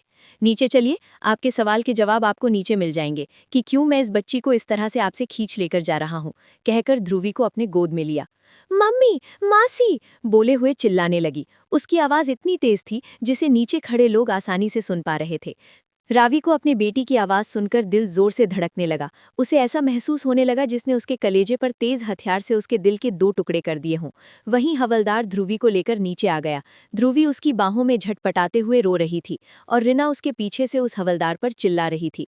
वहीं ध्रुवी अपनी मम्मी को देखकर, मम्मी सेव मी, ये अंकल मुझे आपसे दूर लेकर जा रहे, छोड़ो मुझे, गंदे अंकल, कहकर उस हवलदार को मारने लगी। रावी अपने बेटी का डरा हुआ चेहरा देखकर, इंस्पेक्टर प्लीज देखिए, मेरी बच्ची बहुत डर गई है, प्लीज अपने हवलदार को कहिए उसे छोड़ दें। पर इंस्पेक्टर था सख्त मिजाज वाला इंसान जो अपने काम को लेकर सीरियस था। उसने रावी बातों को टालते हुए, पाटिल बच्ची को मिस्टर कार्तिक सक्सेना के हाथों में दे दो। कार्तिक आगे आकर ध्रुवी को अपने गोद में लेने लगा, पर ध्रुवी उसकी तरफ ना देखकर अपनी मम्मी को देखकर रो रही थी। मम्मी प्लीज सेव मी, ये लोग मुझे आपसे दूर लेकर जा रहे हैं, कुछ करो मम्मी, मुझे बचा लीजिए, मुझे इन गंदे अंकल के साथ नहीं जाना, ध्रुवी रोते हुए चिल्लाते हुए कहने लगी। कार्तिक को भी ध्रुवी और रावी हालत देखकर बुरा लग रहा था, पर वो कुछ नहीं कर सकता था। रावी ध्रुवी के पास आना चाहती थी, पर उसे लेडीज कांस्टेबल ने पकड़ के रखा था। वहीं रिना आगे आने वाली थी तो दूसरी लेडीज कांस्टेबल ने उसे भी पकड़ लिया। ध्रुवी अपने दोनों हाथ फैलाकर अपनी मम्मी को पास बुलाते रोए जा रही थी। ये सीन देखकर रावी रिना दोनों का दिल बाहर आ गया था। आप लोग कितने निर्दयी हो, एक बच्ची को उसकी माँ से अलग करने से पहले उसे एक बार अपनी बेटी को गले भी मिलने नहीं दे रहे। आप भी एक औरत है ना, किसी की बेटी किसी की माँ तो होगी ना, एक माँ का दर्द क्या होता है ये तो जान सकती है ना, तो कहिए ना आपके सर को एक बार ध्रुवी को छोड़ दे। रिना ने रोते हुए उस लेडीज कांस्टेबल को बोली जो उसे पकड़े हुए थी। उसके जवाब सुन लेडीज कांस्टेबल को बुरा लगा था, पर अपने सामने खड़े खड़ूस इंस्पेक्टर को देखकर उसने कोई जवाब न देते हुए वैसे के वैसे उसे पकड़े हुए खड़ी थी। कार्तिक एक नज़र रावी के गिरते हुए आंसू को देखा और ध्रुवी को अपने साथ लेकर घर के बाहर चला गया। रावी पीछे से जोर चिल्लाते हुए, ध्रुवी नो, ध्रुवी प्लीज मेरी बच्ची को मत ले जाइए, ध्रुवी प्लीज कम बैक बेबी, छोड़ो मुझे, मेरी बच्ची के पास जाना है। रावी रोते हुए उस लेडीज कांस्टेबल के हाथों से झटपटाने लगी, पर फिर भी लेडीज कांस्टेबल उस पर तरस न खाकर उसे वैसे ही मजबूती से पकड़ने लगी। कार्तिक के बाहर जाते सारे गार्ड गिरते हुए गाड़ी की तरफ लेकर जाने लगे। उनमें से एक गार्ड ने कार का बैक डोर ओपन कर दिया। कार्तिक जैसे तैसे ध्रुवी को लेकर कार के बैक सीट पर बैठ गया। बॉडीगार्ड्स ने तुरंत दरवाजा बंद कर दिया। दरवाजा बंद कर ध्रुवी विंडो पर अपने नन्हे हाथों विंडो के कांच पर मारते हुए, ओपन द डोर, मुझे मेरी मम्मी के पास जाना है अंकल, प्लीज दरवाजा खोला, मुझे मेरी मम्मी चाहिए, उसने रोती हुई आवाज में बोली। उसको ऐसा करते देख कार्तिक ने झट से उसे अपनी गोद में बैठाते हुए बोला, बेटा शांत हो जाओ प्लीज, देखो ऐसा मत करो वरना आपको चोट लग जाएगी। पर ध्रुवी थी कि शांत होने का नाम ही नहीं ले रही थी, वो और तेज तेज से रोए जा रही थी। कार्तिक ने ड्राइवर को इशारे से गाड़ी स्टार्ट करने को कहा। इशारा मिलते ही ड्राइवर ने गाड़ी स्टार्ट करते हुए वहां से गाड़ी नेहर के घर की तरफ चल पड़ी। अंदर रावी की हालत खराब हो गई। कार्तिक जाते ही इंस्पेक्टर और लेडीज कांस्टेबल रावी को छोड़कर बाहर चले गए। रावी के सामने ध्रुवी को ले जाते हुए का मंजर आंखों सामने घूमने लगा, जिसके उसके सर में तेज दर्द उठने लगा। उसके सामने किसी और का धुंधला धुंधला चेहरा सा नजर आने उसका हाथ अपने सिर पर चला गया, जिससे वो धड़ाम के साथ जमीन पर गिर गए। उसको नीचे गिरा देख रिना आंखें बड़ी करते हुए जोर से चीखी, दी। घटिया सोच। धानी कॉरपोरेशन में मालवी ऑफिस आकर अपने केबिन में जाकर धानिश का शेड्यूल रेडी करके उसकी केबिन डेस्क पर रखकर बाहर आ जाती है। तभी सामने उसे एक एम्प्लॉय अपने हाथों में फाइल लिए धानिश की केबिन तरफ आ रहा था। जब उसकी नज़र मालवी पर गई तो वो मालवी को देखकर मुस्कुराते हुए, good morning miss Malvi. Malvi ने भी उसे मुस्कुराते हुए, गुड मॉर्निंग मिस्टर अतुल। क्या सर अपने क्या केबिन में है? मुझे उनसे फाइल रिलेटेड डाउट क्लियर करने थे। पर मिस्टर अतुल अभी तक मिस्टर अग्निहोत्री ऑफिस नहीं आया है। आपको पता है सर कब तक आएंगे? शायद से थोड़ी देर में आते ही होंगे। मिस मालवी, क्या आप मेरी छोटी सी मदद कर सकती हैं? मुझे इस फाइल में कुछ समझ नहीं आ रहा है, क्या आप मुझे बता सकती हैं? अतुल ने उस फाइल को ओपन कर मालवी के आगे किया। मालवी मुस्कुराते हुए, श्योर, कहते हुए उस फाइल अपने हाथों में लेकर देखने लगी। फाइल को पढ़ने के बाद मालवी ने अतुल को उस फाइल में आ रहे डाउट्स को वहीं खड़े रहकर समझाने लगी। अतुल जो मालवी के बातों को समझने के लिए उसके चेहरे को देख रहा था तो उसकी नज़र उसके माथे पर बनी हुई पट्टी पर जा रही था। आखिर सब दोनों की बातचीत खत्म होने के बाद उसे रहा नहीं गया और वो थोड़ा झिझक के साथ मालवी से पूछने लगा, मिस मालवी, आपके सिर ये पट्टी कैसी? मालवी अपने सिर पर हाथ रख मुस्कान से, ओह ये नॉर्मल सी चोट लगी है, घर में कुछ काम करते वक्त लग गई थी। आप बताइए, आपके सारे डाउट्स क्लियर हो गए ना? यस मिस मालवी, आपने इजीली से समझाया तो मेरे सारे डाउट्स क्लियर होने ही थे। Thank you so much ma'am मेरी मदद करने के लिए। आपने ये तीसरी बार मेरी मदद की, तो इसके लिए मैं आपको एक ट्रीट देना चाहता हूँ। तो आप बुरा ना माने तो क्या आप अभी इसी वक्त मेरे साथ कैंटीन में जाकर कॉफ़ी पिएंगी? अतुल ने उसे कॉफ़ी ऑफर करते हुए पूछा। मालवी का मन तो नहीं था, पर कल रात ठीक से ना सोने की वजह से सुबह से उसके सर में दर्द हो रहा था। इसके लिए उसने मुस्कुराते हुए अतुल के कॉफ़ी ऑफर को एक्सेप्ट कर ली। पर दूसरे पर वो सोच लगी सारे एम्प्लॉयज़ ने उसे उसके साथ देख लिया और कुछ अलग ही मतलब निकालने लगे, तो बेवजह उसकी बदनामी ना हो इसलिए उसने एक सुझाव देते हुए कहा, मिस्टर अतुल, अगर हम कैंटीन ना जाकर मेरे केबिन में बैठकर कॉफ़ी पिएं तो कैसा रहेगा? आपको कोई एतराज़ तो नहीं है ना? नो मिस मालवी, ये तो बढ़िया रहेगा। मैं हम दोनों के लिए अभी कॉफ़ी लेकर आता हूँ, बोलकर अतुल वहाँ से चला गया। अतुल 2 कॉफ़ी मग लेकर मालवी के केबिन में आ जाता है। दोनों की बातें करते हुए कॉफ़ी को एंजॉय करते हुए पी रहे थे। इस बात से बेखबर बाहर खड़ा धानिश उन दोनों को हंसते हुए देख रहा था, जिसे दादी जी द्वारा पता चला था कि मालवी के सिर पर चोट लगी है। इसलिए वो बिना नाश्ते के मालवी को देखने के लिए खुद उसके केबिन की तरफ आ रहा था।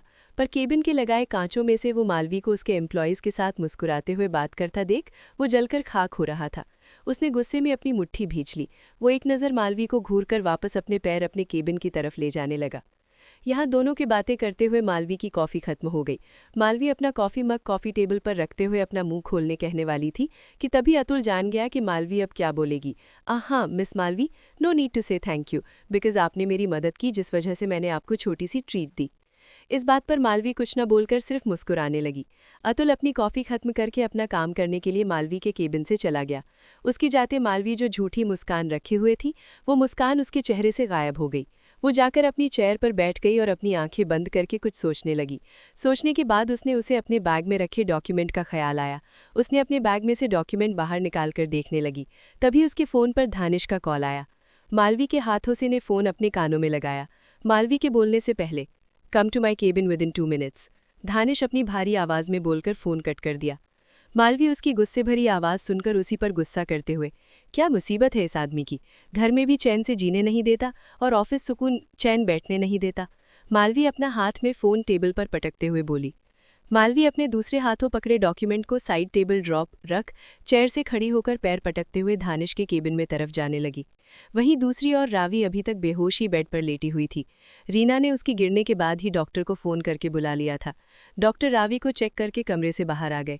रीना घबराते हुए उनके पास जाकर पूछने लगी, डॉक्टर क्या हुआ मेरी दी को, वो अचानक बेहोश कैसे हो गई?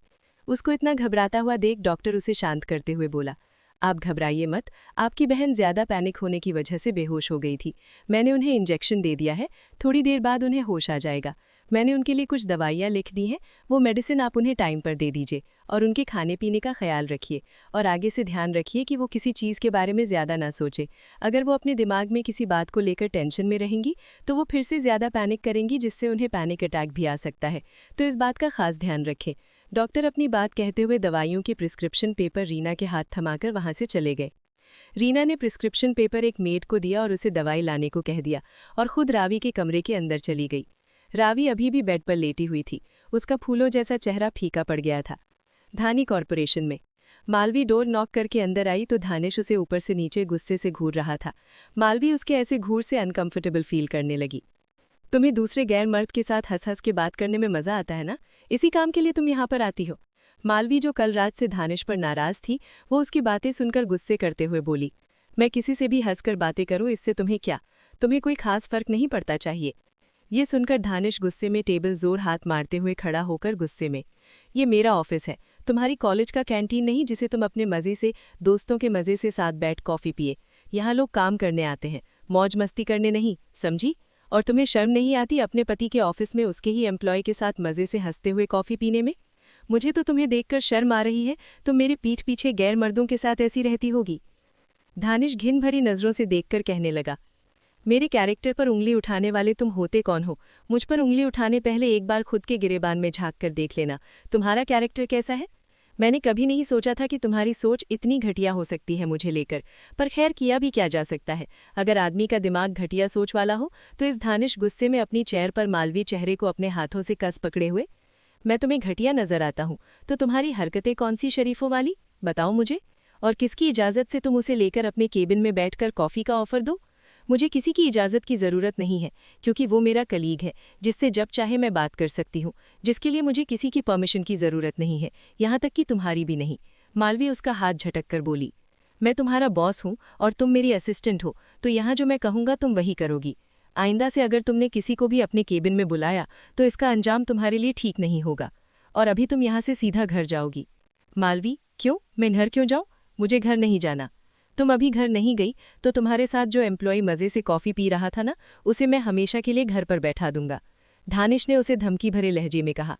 मालवी, जिसे धानिश बातें सुनकर गुस्सा आ रहा था, उसने अपने आप को शांत करने के लिए घर जाना ही बेटर समझा। वो बिना कुछ कहे घर रेडी हो गए और वहां निकल गई। उसकी जाने के बाद धानिश ने इंटरकॉम में फ़ोन करके अतुल को अपने केबिन में बुलाया। अतुल अंदर आते ही धानिश उसे 10 फाइल पकड़ा दी और अपने भारी आवाज़ में, अतुल, कल सुबह तक की सारी फाइल मुझे रेडी चाहिए, और अगर ऐसा नहीं हुआ तो कल अपना रिज़ाइन लेटर रेडी रखना। अतुल अपनी आंखें बड़ी कर जो मन में खुद से कह रहा था कि आज उसने किसका मुंह देख लिया जिसे उसका बॉस उस पर इतना नाराज़ हो गया, जो उसे 10 फाइल कंप्लीट करने के लिए कह रहा है। पर उसे कहाँ पता था ये सब मालवी के साथ हंसकर बातें करने का और उसके साथ बैठकर कॉफ़ी पीने की पनिशमेंट थी। धानिश उसे खड़ा देख, अब तुम जा सकते हो। अतुल मुंह लटकाते हुए 10 फाइल को लेकर केबिन से बाहर निकल गया। वहीं ध्रुवी को लेकर गाड़ी का काफिला एक बड़े मैंशन में गेट पर रुक गया। गाड़ी को देखकर गार्ड ने तुरंत गेट ओपन किया। गाड़ी एक आलीशान मैंशन जो वाइट ब्लैक मार्बल से बनाया गया था। गाड़ी मेन गेट को आर करके अंदर की ओर आई। कार के अंदर ध्रुवी अभी अपनी मम्मी के लिए रोए जा रही थी, जिससे कार्तिक बहुत ज्यादा परेशान हो चुका था। उसने बहुत बार ध्रुवी को शांत करने की कोशिश की, पर ध्रुवी तो मानो अपने मम्मी ना मिलने से पागल हो चुकी थी। ड्राइवर की कार रुकते ही वहां के तैनात गार्ड ने कार का दरवाज़ा खुला। कार्तिक उसे गोद में उठाकर मैंशन के अंदर ले गया।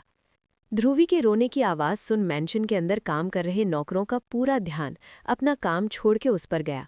जिस मैंशन में मौत जैसी शांति रहा करती थी, वहीं ध्रुवी के रोने से आवाज़ से वो शांति भंग हो चुकी थी। निहिर ने पहले ही इस नौकरों को अपनी बेटी घर आने के बाद बताई थी, जिस कारण सारे नौकर उसके स्वागत में घर को सजा रहे थे। पर ध्रुवी को इतना रोता देख वो समझ गए बच्चे को जबरदस्ती उठाकर लेकर आए हैं। तभी वहां पर मीना नाम की औरत आई, जो निहिर के घर पर काम करती थी, जो वफादार नौकर में से एक थी। ये औरत अग्निहोत्री हाउस में निहिर के बचपन से वहां काम करती थी और साथ ही निहिर के बचपन की केयर टेकर थी, जिसे निहिर को उन पर बहुत यकीन है कि वो ध्रुवी को भी अपने तरीके से हैंडल कर लेंगी। निहिर ने पहले फ़ोन करके ध्रुवी को घर लाने की खबर मीना को दे दी थी, पर मीना को भी ये बात मालूम नहीं थी ध्रुवी को बिना उसके मर्जी से उठाकर लाया जाएगा। पर खैर जो हो, मीना ताई भी उसके इस रवैये से वाकिफ थी। वो और ज्यादा ना सोचकर रोते हुए ध्रुवी को अपनी गोद में लेने लगी, पर ध्रुवी अनजान घर और अनजान लोगों को देखने से और डर से चिल्लाते हुए रोने लगी, जिसे उसकी तेज रोने की आवाज़ सुनकर सारे नौकर ने अपने कानों पर हाथ रख दिया। कार्तिक उसे मीना के हाथों में देकर वहां से रफू चक्कर हो गया, क्योंकि वो ध्रुवी का रोना सुनकर इरिटेट हो चुका था, जिससे वहां से जल्दी भाग गया। मीना ताई उसे लेकर लिफ्ट के अंदर चली गई। निहिर मैंशन 4 मंजिल का था, जिसके अंदर लिफ्ट थी। मीना ताई उसे उस कमरे में ले गई जो खास तौर पर एक दिन के अंदर उसके लिए रेडी करवाया गया था। मीना ताई उसे लेकर 3 मंजिल पर लेकर पहुंच गई। मीना ताई उसे ले जाकर एक आलिशान कमरे में गई जो बहुत बड़ा था, जिसमें वाइट और पिंक कलर की वॉल थी और उसके वॉल पर सुंदर डॉल की फोटोज, चांद तारे पेंटिंग बनाई हुई थी। पूरा कमरा डॉल और तरह तरह के टॉयज से भरा पड़ा था और कमरे के बीचों बीच बड़ा किंग साइज बेड जो पिंक सकल आकार का बना था, जिस पर वाइट मखमल गद्दा बिछाया था। मीना ताई उसे लेकर उसे बेड पर बैठते हुए पानी पिलाने के लिए कोशिश करने लगी और उसके मुंह के तरफ पानी ग्लास किए। ध्रुवी बेबी, शांत हो जाइए जी, पानी पी लीजिए, आपको अच्छा लगेगा। देखो तो रो रो कर आपने खुद का गला सूख लिया गया है। पर ध्रुवी उसके प्यार से बात पर इतनी चिढ़ गई कि उसने गुस्से से पानी का गिलास वहीं जमीन पर फेंक दिया।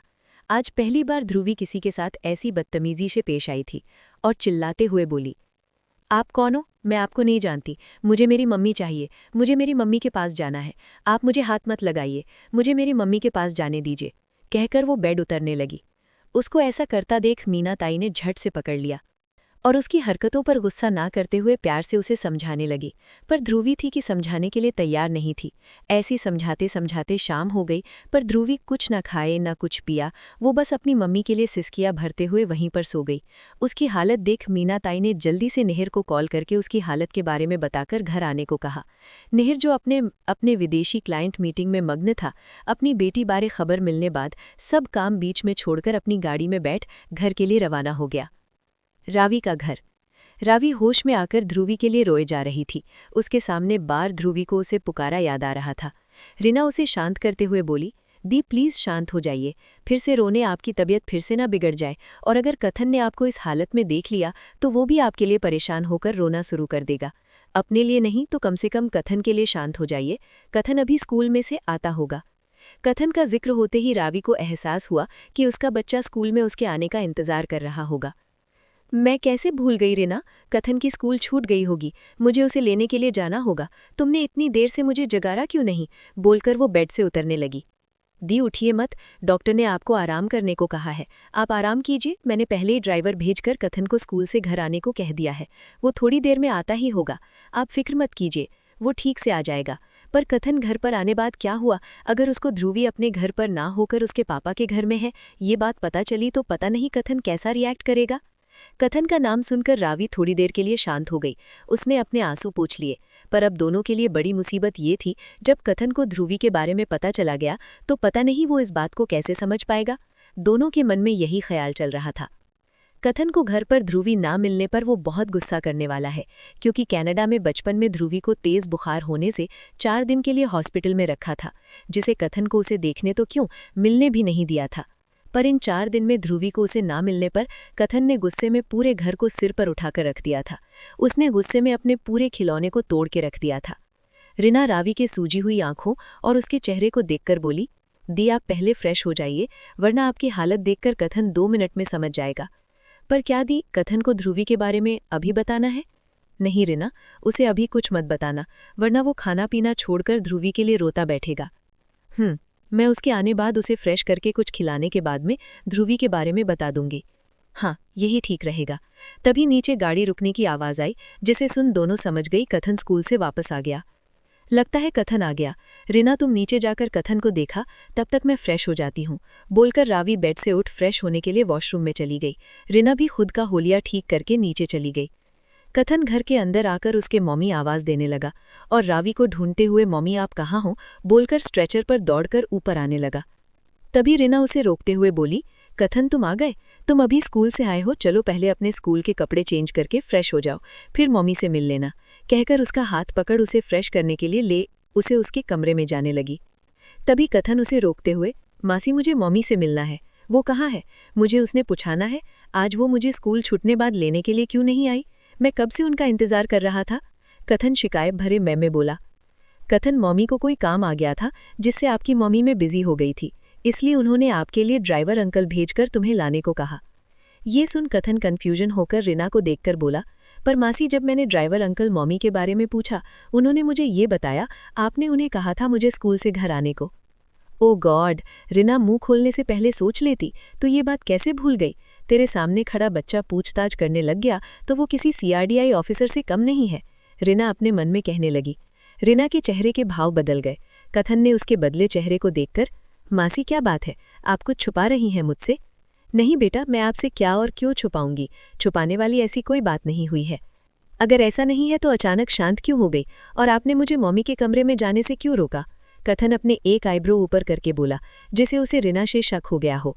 रिना झूठी मुस्कान लिए, बेटा वो इसलिए क्योंकि अभी दी घर पर नहीं है, उन्होंने कहा है वो थोड़ी देर में अपना काम करने घर वापस आ जाएंगी, तब के लिए आप फ्रेश हो जाइए, फिर आराम मम्मी घर आने मिल लेना, बोलकर रिना फिर उसका हाथ पकड़ उसे उसके कमरे में ले गई। कमरे के अंदर आने बाद रिना उसके कपड़े उतारने लगी। तभी कथन को ध्रुवी का ख्याल आ गया। मौसी क्या ध्रुवी की तबीयत ठीक हो गई?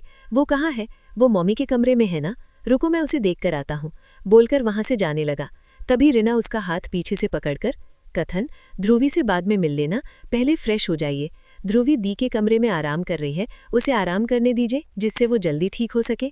चलो कब कहकर उसे फ्रेश करने के लिए वॉशरूम में ले गई। वहीं कथन को नहलाकर उसके कपड़े पहनाकर उसे कमरे में लेकर आए और मेड से कहकर उसके लिए कुछ खाने को कहा। 2 मिनट बाद कमरे में एक मेड खाने की ट्रे लेकर अंदर आई, जो कथन अपने टैब पर न्यू गेम चेक कर रहा था। रिना उसके पास जाकर उसे खाना खिलाने वाली थी कि तभी धड़ाम से दरवाज़ा खोलकर ऋषभ अंदर आ गया और रोते हुए, दी क्या सच मेरी लिटिल किटी घर पर नहीं है? क्या उसके पापा उसे अपने घर ले गए? वो ऐसे कैसे कर सकता है? हमारे घर पर आकर मेरी प्यारी लिटिल किटी को ज़बरदस्ती उठाकर अपने साथ ले गया। कितना घटिया इंसान है वो, जिसने मेरी लिटिल किटी को हमसे अलग करके ले गया, और किसी ने भी मेरी लिटिल किटी को जाते हुए नहीं रोका। कहते हुए उसके आंसू बाहर आने लगे। ये सुन कथन का मुंह खुला का खुला रह गया। वो हैरान नज़रों से रिना को देख ऋषभ को देखने लगा, जैसे उसने कुछ गलत सुन लिया हो। रिना को ऋषभ पर गुस्सा और दया दोनों आ रहे थे, क्योंकि ऋषभ कथन से भी कहीं ज्यादा प्यार ध्रुवी से करता था। रिना ने भी कई सालों बाद ऋषभ को इस तरह से होता हुआ देखा होगा। वहीं दूसरी ओर निहिर तेजी से अपने घर पहुंचकर ध्रुवी को देखने के लिए 3 मंजिल पर आ गया। वो कमरे का दरवाज़ा ओपन करके अंदर आया तो देखा मीना ताई उसके सिर पर प्यार से सहला रही थी। निहिर बेड के पास जाकर अपनी बेटी को निहाने लगा। वहीं ध्रुवी खूबसूरत का चेहरा रोने से उतर चुका था। ये देख निहिर को दुख महसूस होने लगा। ध्रुवी को जब निहिर पहली मुलाकात में देखा था, उसे आज वो ध्रुवी नजर नहीं आ रही थी। ध्रुवी बुखार होने के वजह कमजोर दिख रही थी, जिसके बारे में निहिर नहीं जानता था।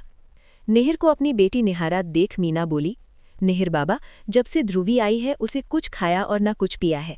मैंने बहुत कोशिश की उसे कुछ खिलाने की, पर ध्रुवी बेबी बार बार अपने मम्मी के पास जाने की रट लगाए रोए जा रही थी, जिससे उसने जिद करते हुए कुछ भी नहीं खाया। ये सुन निहिर को काफी बुरा लगा। उसकी बच्ची सुबह से भूखी है। निहिर उसे अभी उठाना चाहता था, पर कुछ सोचकर रुक गया। बिना उनके तरफ देख पूछने लगा, ये कब सो गई? निहिर ध्रुवी के आंखों कोने पानी देख पूछने लगा, बस थोड़ी देर पहले रोते रोते सो गई। ठीक है, उसे सोने दीजिए, मैं अपने कमरे जाकर फ्रेश होकर आ जाता हूँ। तब तक के लिए आप यहीं बैठी रहिए। जी बाबा, मैं यहीं पर हूँ। आपको कुछ चाहिए तो बता दीजिए, मैं आपके कमरे में भेज दूंगी। मुझे कुछ नहीं चाहिए, आप सब मेरे बच्चे का ध्यान रखिए जब तक मैं फ्रेश होकर ना आऊं। कहकर ध्रुवी को एक नज़र देख वो अपने कमरे में, जो 4 मंजिल पर था, वहां चला गया। निहिर अपने कमरे जाकर फ्रेश होने के लिए वॉशरूम में जाकर शावर के नीचे खड़ा था। उसके सामने अपनी बेटी का उतरा हुआ चेहरा नजर आ रहा था।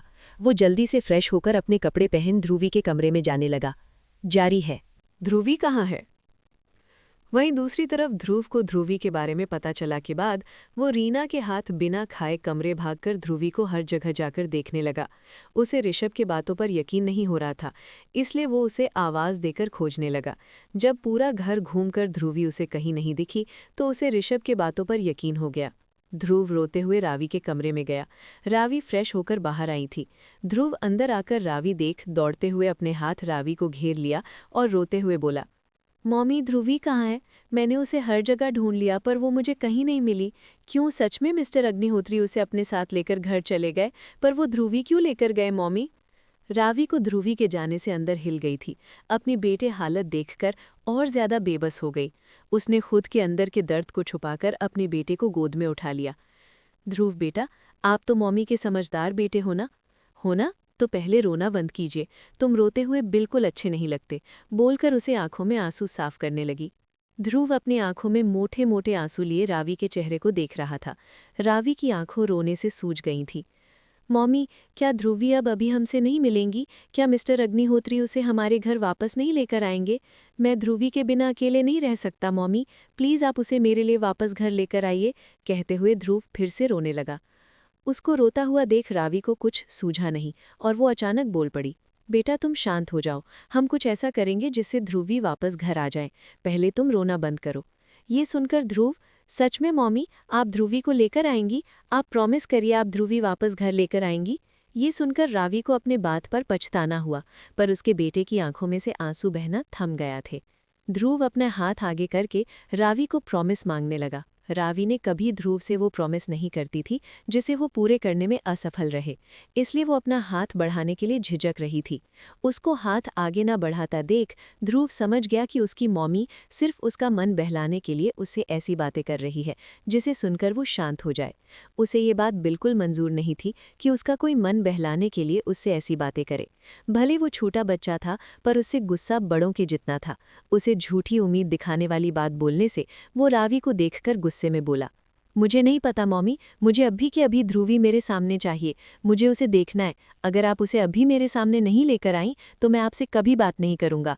बोल रावी के गोद में उतर कमरे में भागकर अपने कमरे तरफ चला गया। रावी उसे रोकना चाही थी, पर उसके कुछ बोलने से पहले ध्रुव नाराज होकर कमरे में से तेजी से भाग निकला। ध्रुव अपने कमरे आया।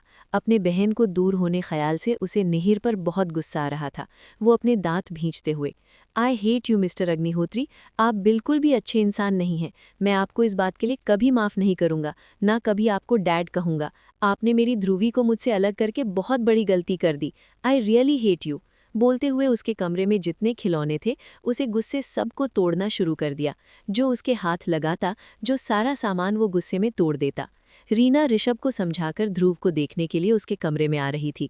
अंदर आकर देख वो हैरान हो गई। ध्रुव ने गुस्से पूरा कमरा तहस नहस कर दिया था।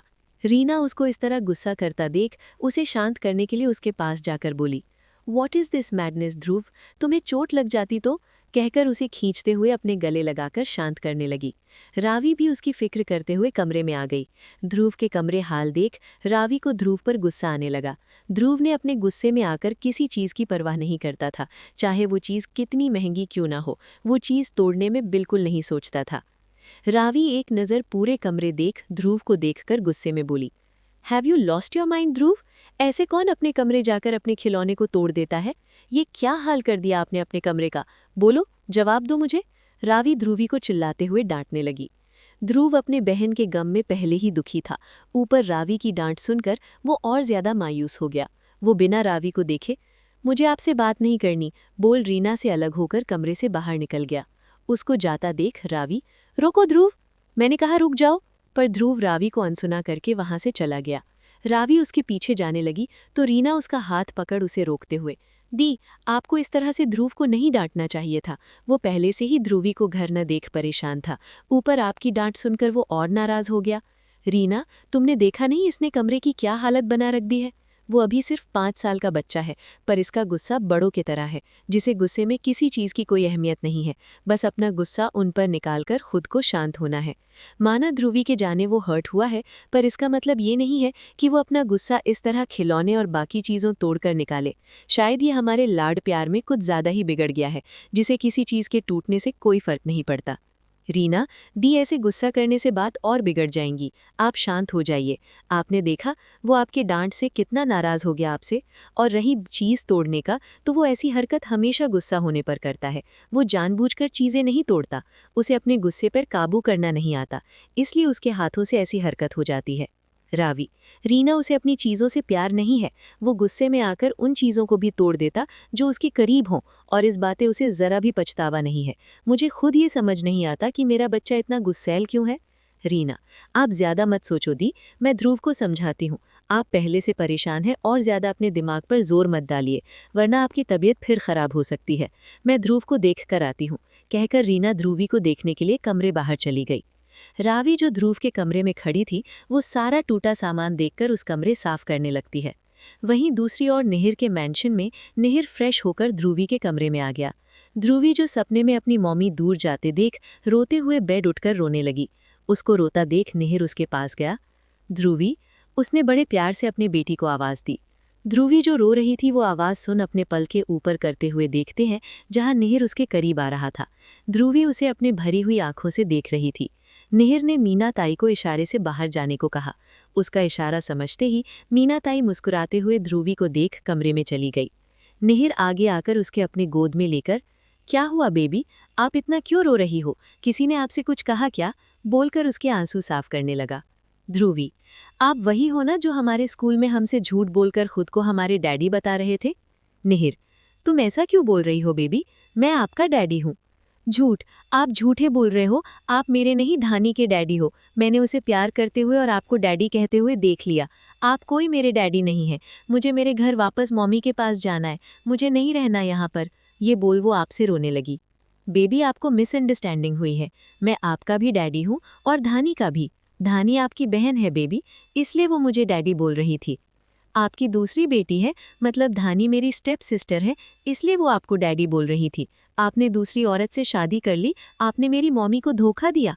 उसका जवाब सुन निहिर हैरान भरी नज़रों से उसे देखने लगा और मन में सोचने लगा उसकी बेटी के इतने छोटे से दिमाग में ऐसी बातें आती कहाँ से हैं। और उसको बेटी के बातों पर गुस्सा आने लगा। निहिर अपनी आवाज़ ऊंची करते हुए बोला, ये तुम क्या बकवास बोल रही हो? ये सब तुम्हें किसने सिखाया?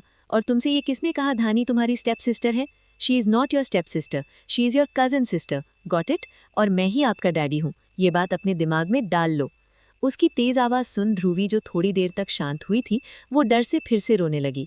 मुझे मॉमी चाहिए, मुझे आपके साथ नहीं रहना, आपने मुझ पर गुस्सा किया, मुझे मॉमी के पास जाना है, वो मुझ पर कभी गुस्सा नहीं करती, बोलकर रोने लगी। निहिर को उसका रोना देख खुद पर गुस्सा आने लगा। उसने कैसे अपने गुस्से को कंट्रोल नहीं किया और अपने फूल जैसी प्यारी बच्ची पर ऊंची आवाज में बोला, सॉरी ध्रुवी बेबी, डैडी को आप पर गुस्सा नहीं करना चाहिए था, आपकी बात सुन उन्हें गुस्सा आ गया, प्लीज आप रो मत बेटा, अभी डैडी आप पर कभी गुस्सा नहीं करेंगे, शांत हो जाओ। पर ध्रुवी कहाँ मानने वाली थी, वो तो बस रोए जा रही थी। उसका रोना सुनकर निहिर को बुरा लगने लगा। ओके, तुम रोना बंद किया तो तुम जो कहोगी डैडी आपके लिए वो करेंगे, जो चाहिए वो आपको लाकर देंगे, आप रोना बंद करो प्लीज। ये सुन ध्रुवी अपनी पनैली आंखों से निहिर को देखने लगी। क्या आप सच बोल रहे हो? इस बात पर निहिर ने हाँ में गर्दन हिलाई। मुझे कुछ नहीं चाहिए, मुझे सिर्फ मॉमी चाहिए, मुझे मॉमी के पास जाना है, मुझे अपने घर जाना है। बार बार ध्रुवी को उसके मॉमी के लिए जिद करता देख निहिर सर्द आवाज में बोला, आप आपके मॉमी के पास नहीं जाओगी, आप आज से अपने डैडी के साथ अपने घर में रहोगी, आज से यही आपका घर है, आपको मॉमी छोड़कर जो चाहिए डैडी वो सारी चीजें आपके लिए अभी हाजिर करेंगे, एक्सेप्ट योर मॉमी। ये सुन ध्रुवी का दिल टूट गया। वो उसकी बाहों झटपटाना हुई, मुझे आपके साथ नहीं रहना, आप बुरे हो, आपने मुझे मॉमी दूर किया, मैं आपसे कभी बात नहीं करूंगी, बोल ध्रुवी उसके बाहों में बेहोश हो गई। उसको बेहोश देख निहिर डर गया। डर से उसका दिल जोर से धड़कने लगा। वो उसके गालों पर थपथपाते हुए जगाने की कोशिश करने लगा। ध्रुवी सुबह से कुछ न खाने वजह से कमजोर से बेहोश हो गई। निहिर उसे अपने कमरे में जाकर बेड पर लेटाकर निहिर तुरंत अपने कार्तिक को कॉल किया। कार्तिक, जो नींद में घोड़े बेच के सो रहा था, फोन के रिंग होने से वो डिस्टर्ब होकर बिना नाम देखे फोन उठाकर कानों में लगा दिया। 15 मिनट के अंदर पूरी डॉक्टर की टीम मुझे मेरे घर मौजूद चाहिए। अगर उन्हें लोगों को यहाँ पहुँचने में 15 मिनट से भी ज्यादा देरी हुई तो उनके साथ मैं तुम्हें भी मौत के घाट उतार दूंगा, उसने कठोर आवाज में बोला। फोन कट कर दिया। उसका आवाज सुन कार्तिक, जो आंधी नींद में था, उसकी कठोर आवाज सुनकर उसकी सारी नींद एक पल में गायब हो गई। निहिर फोन टेबल रख ध्रुवी को देखने लगी। उसे समझ नहीं आ रहा था अचानक उसके बेटी को क्या हो गया। ध्रुवी का कमजोर से चेहरा काला पड़ गया था। ध्रुवी की हालत देख निहिर दिल में दर्द होने लगा। जारी है। क्या हुआ है उसे? ठीक 15 मिनट बाद निहिर के डोर नॉक हुआ। निहिर, जो अपने बेटी को परेशान होकर टक देख रहा था, आवाज़ सुन के उसके जल्द डोर ओपन किया। सामने कार्तिक और डॉक्टर की टीम पसीने से लथपथ हाँफ रही थी। ये सारी डॉक्टर वर्ल्ड के टॉप डॉक्टर में से एक थे, जो निहिर के खरीदे हुए हॉस्पिटल में काम करते थे। कार्तिक उन सबको वहाँ से हड़बड़ी में उठाकर लेकर आया था। अब क्या बाहर रहने का इरादा है क्या? कम इनसाइड, निहिर गुस्से में बोला। डॉक्टर, जो अपने पसीने से लथपथ थे, निहिर गुस्से भरी आवाज़ सुनकर डर से सहम गए। वो डरते हुए अंदर आ गए। चेक हर फास्ट, निहिर अपनी सद आवाज में बोला। डॉक्टर आगे जाकर ध्रुवी देख निहिर की तरफ देखकर डरते हुए पूछने लगे, इसे क्या हुआ है सर? इस पर निहिर गुस्से से उस डॉक्टर को घूर चिढ़कर बोला, मुझे कैसे पता होगा उसे क्या हुआ है? डॉक्टर मैं हूं या तुम लोग हो? वो अचानक बेहोश हो गई थी, जल्दी से चेक करके बताओ क्या हुआ है उसे। यही तो डॉक्टर अस्थाना पूछ रहे थे, उसे हुआ क्या है? उसमें से एक डॉक्टर ने अपने मन में ही कहा, क्योंकि किसी भी डॉक्टर में इतनी हिम्मत नहीं थी उसके सामने उसे उल्टा जवाब दे सके। वहां मौजूद डॉक्टर की टीम ने ध्रुवी के बॉडी को एग्जामिन किया। एग्जामिन करने के ध्रुवी की हार्टबीट धीमी चल रही थी, जिसे डॉक्टर के चेहरे पर परेशानी की शिकन आ गई। डॉक्टर निहिर के पास जाकर परेशान भाव से, सर हमने बच्ची चेक किया है, वो कमजोरी के कारण बेहोश हो गई है, पर इतना बोल डॉक्टर शांत हो गया। डॉक्टर का बीच में पर रुकना निहिर के गुस्से को हवा दे रहा था। पर क्या बोला वो? बिफरते हुए गुस्से में बोला। डॉक्टर उसके गुस्से में बोलने से डरते हुए, पर सर हमें बच्ची के कुछ रिपोर्ट करनी होगी, जिससे हमें पता चल जाए कि बच्ची की हार्टबीट इतनी धीरे किस वजह से चल रही है। What do you mean? Nihir अपनी आंखें छोटी करते हुए बोला। सर आप कल बच्ची को लेकर हॉस्पिटल आ जाइए, हमें उनके कुछ हार्ट की रिपोर्ट निकालनी है। अभी के लिए मैं उन्हें दवाई देता हूँ जिससे उनके हार्टबीट नॉर्मल हो सके, पर कल सुबह ही उन्हें रिपोर्ट निकालने के लिए आप हॉस्पिटल आ जाइए। आप कहना क्या चाहते हो, साफ साफ कहिए। सर देखिए, हमें बच्चे के हार्ट में कुछ प्रॉब्लम नज़र आ रहा है और बच्चों की तरह उसकी हार्टबीट नॉर्मल नहीं है, जिसके लिए हमें उसकी रिपोर्ट निकालने के लिए कह रहे हैं। फिलहाल के लिए हमने उसे होश में आने के लिए उनके मुंह में गोली रख दी है, जिससे बच्ची थोड़ी देर होश में आ जाएगी। रिपोर्ट करने के बाद हम फाइनल आपको उसके बारे में बता सकते हैं। आप उसे खाना खिलाकर ये दवाई दे दीजिए। निहिर ने घूर देखा और अपने बेटी चेहरे को देखकर, यू कैन लीव नाउ। निहिर कहते ही डॉक्टर दवाई टेबल पर रखकर अपनी टीम को लेकर वो चले गए। उसके साथ खड़ा कार्तिक निहिर को देखकर, बॉस। निहिर बिना उसे देखे, आउट। इतना बोलते कार्तिक वहां से भाग गया। निहिर अपने बच्ची को लेकर परेशान हो गया। उसे समझ नहीं आ रहा था उसकी बच्ची को हुआ क्या है। उसे ये पता उसकी बेटी बॉडी से कमज़ोर है। निहिर बेड के पास जाकर बैठते हुए अपने बेटी के नन्हा हाथ लेकर उसे किस करने लगा। उसे अपने बेटी हालत देखकर उसका दिल अंदर से रो रहा था। उसे ध्रुवी के लिए फिक्र हो रही थी। कुछ देर बाद ध्रुवी को होश आ गया। निहिर अपने बेटी को प्यार से गोद में लिया। तुम्हें कैसा लग रहा है बेबी, क्या तुम ठीक हो? ध्रुवी बेचारा सा मुंह बनाया। मुझे मम्मी के पास जाना है। निहिर अपने बेटी को गुस्सा ना करते हुए प्यार से समझाते हुए बोले, ओके, मैं कल आपके मम्मी को आपसे मिलवाऊंगा, पर अभी तुम बिना रोए खाना खाकर दवाई लोगी? मुझे दवाई पसंद नहीं है, मुझे मम्मी के पास ही जाना है। कहते हुए उसका आवाज़ में रोनापन आ गया। देखो बेटा, जिद नहीं करते, आप तो अपने मम्मी के बहुत समझदार बेटी हो ना। अगर तुम चाहती हो कि मैं तुम्हें तुम्हारी मम्मी से मिलाऊं तो तुम्हें मेरी बात माननी पड़ेगी। आई प्रॉमिस, मैं आपको कल उनसे मिलाऊंगा। निहिर उसके कोमल गालों को किस करते हुए कहा। ये सुन ध्रुवी थोड़ी देर के लिए शांत हो निहिर की बात मान गई। तुम्हें कल अपनी मम्मी से मिलने जाना है ना? ध्रुवी अपनी हाँ में हिला दी। निहिर अपने कमरे एक बेल बजाई, जिसके 5 मिनट बाद कमरे में 2 फीमेल स्टाफ खाने की ट्रॉली लेकर कमरे के अंदर आ गए और खाना रख बाहर चले गए। निहिर अपने बेटी को लेकर कमरे में रखे सोफे पर बैठ गया और अपने हाथों से उसे गोद में बिठाकर खाना खिलाने लगा। ध्रुवी भूखे होने की वजह से बिना रोए अपने डैडी के हाथों से खाना खा रही थी। खाना खाते समय वो अचानक रुक निहिर के चेहरे को देखा अपनी मीठी आवाज़ में। डैडी, क्या आपने खाना खाया? अगर नहीं खाया हो तो आप भी मेरे साथ खाना खा लीजिए, मैं आपको खिला दूँ। ध्रुवी बिल्कुल अपने मम्मी की तरह थी, जिसे दूसरों की फिक्र रहती थी। भले वो उसकी सूरत निहिर से मिलती हूँ, पर उसके अंदर गुण रवि के थे, जिसे वो आसपास मौजूद लोगों के बारे सोचती थी। अपनी बेटी मुंह से खुद के लिए डैडी सुनकर निहिर का मन भर गया। उसे अपने कानों पर यकीन ही नहीं हो रहा था। इतने समय से उसे किसी ने भी इस तरह से प्यार से बात करते हुए नहीं सुना था। अपनी बेटी को अपने लिए फिक्र करता देख निहिर के चेहरे पर एक बड़ी सी मुस्कान आ गई। आप पहले मेरे हाथों से खाना फिनिश कर लो, फिर डैडी बाद में खाना खा लेंगे, बोलकर उसके माथे पर किस किया। निहिर उसे खाना खिलाकर जैसे तैसे गोली देकर अपने बेड पर सुला दिया। ध्रुवी जो सुबह से रो रही थी, वो थके होने के कारण जल्दी से सो गए। वहीं निहिर उसे कंबल ओढ़कर बालकनी में आ गया। वो अपने हाथों में सिगरेट लेकर अपने होठों से सुलग रहा था। वो सिगरेट पीते हुए अपने दिमाग में कुछ सोच रहा था, पर इस वक्त उसके चेहरे कोई भाव नहीं थे। उसके चेहरे के भाव को देखकर बता पाना मुश्किल था उसके दिमाग में क्या चल रहा था। ऐसे ही उसने 3-4 सिगरेट खत्म कर दिया। वहीं बिना खाना खाए अपने बेटे को देखने लगा, जो सिकुड़कर सुकून से सो रही है। निहिर ने कमरे लाइट्स ऑफ करके उसके बगल में लेट गया। वो उसके सिर को सहलाते हुए उसके चेहरे को देख रहा था। उसकी आंखों में नींद गायब हो गई थी। वो डॉक्टर के ध्रुवी को हार्ट के बारे में बात को लेकर सोच रहा था। जारी है। प्रीमेच्योर बेबी है। अगली सुबह निहिर, जो कल अपनी बेटी को बारे सोच ठीक से सोया नहीं था, ऊपर से रात भर ध्रुवी करवटें बदल लेने से उसकी नींद हराम हो चुकी थी। ध्रुवी नींद में कई बार करवट बदलने से वो रात भर परेशान हो गया था। ध्रुवी नींद में पलटते हुए कभी उसके चेहरे अपने पैर रखती तो हाथ रखती, जिससे उसकी नींद बार बार टूट रही थी। रात भर ध्रुवी नींद करवट वजह से निहिर ठीक से सोया नहीं। आखिर अपनी बेटी को नींद में इतनी बार करवट बदलता देख उसे डर लगने लगा था। उसके सोने के बाद ध्रुवी नींद करवट लेकर रोल करके बेड पर से नीचे न गिर जाए, जिसे वो सिर्फ आंखें बंद करके लेटा हुआ था। वो सुबह के 4 बजते ही वो अपनी आंखें खोलते हुए उठकर बैठ गया। उसकी नज़र अपने बगल में गई तो वो चौंक गया। ध्रुवी नींद में करवट बदलते हुए बेड के कोने के साइड पर जाकर सो रही थी। निहिर उसे देख ठंडी आहें भरते हुए उसे वापस आराम से बेड के बीचों बीच लेकर आया।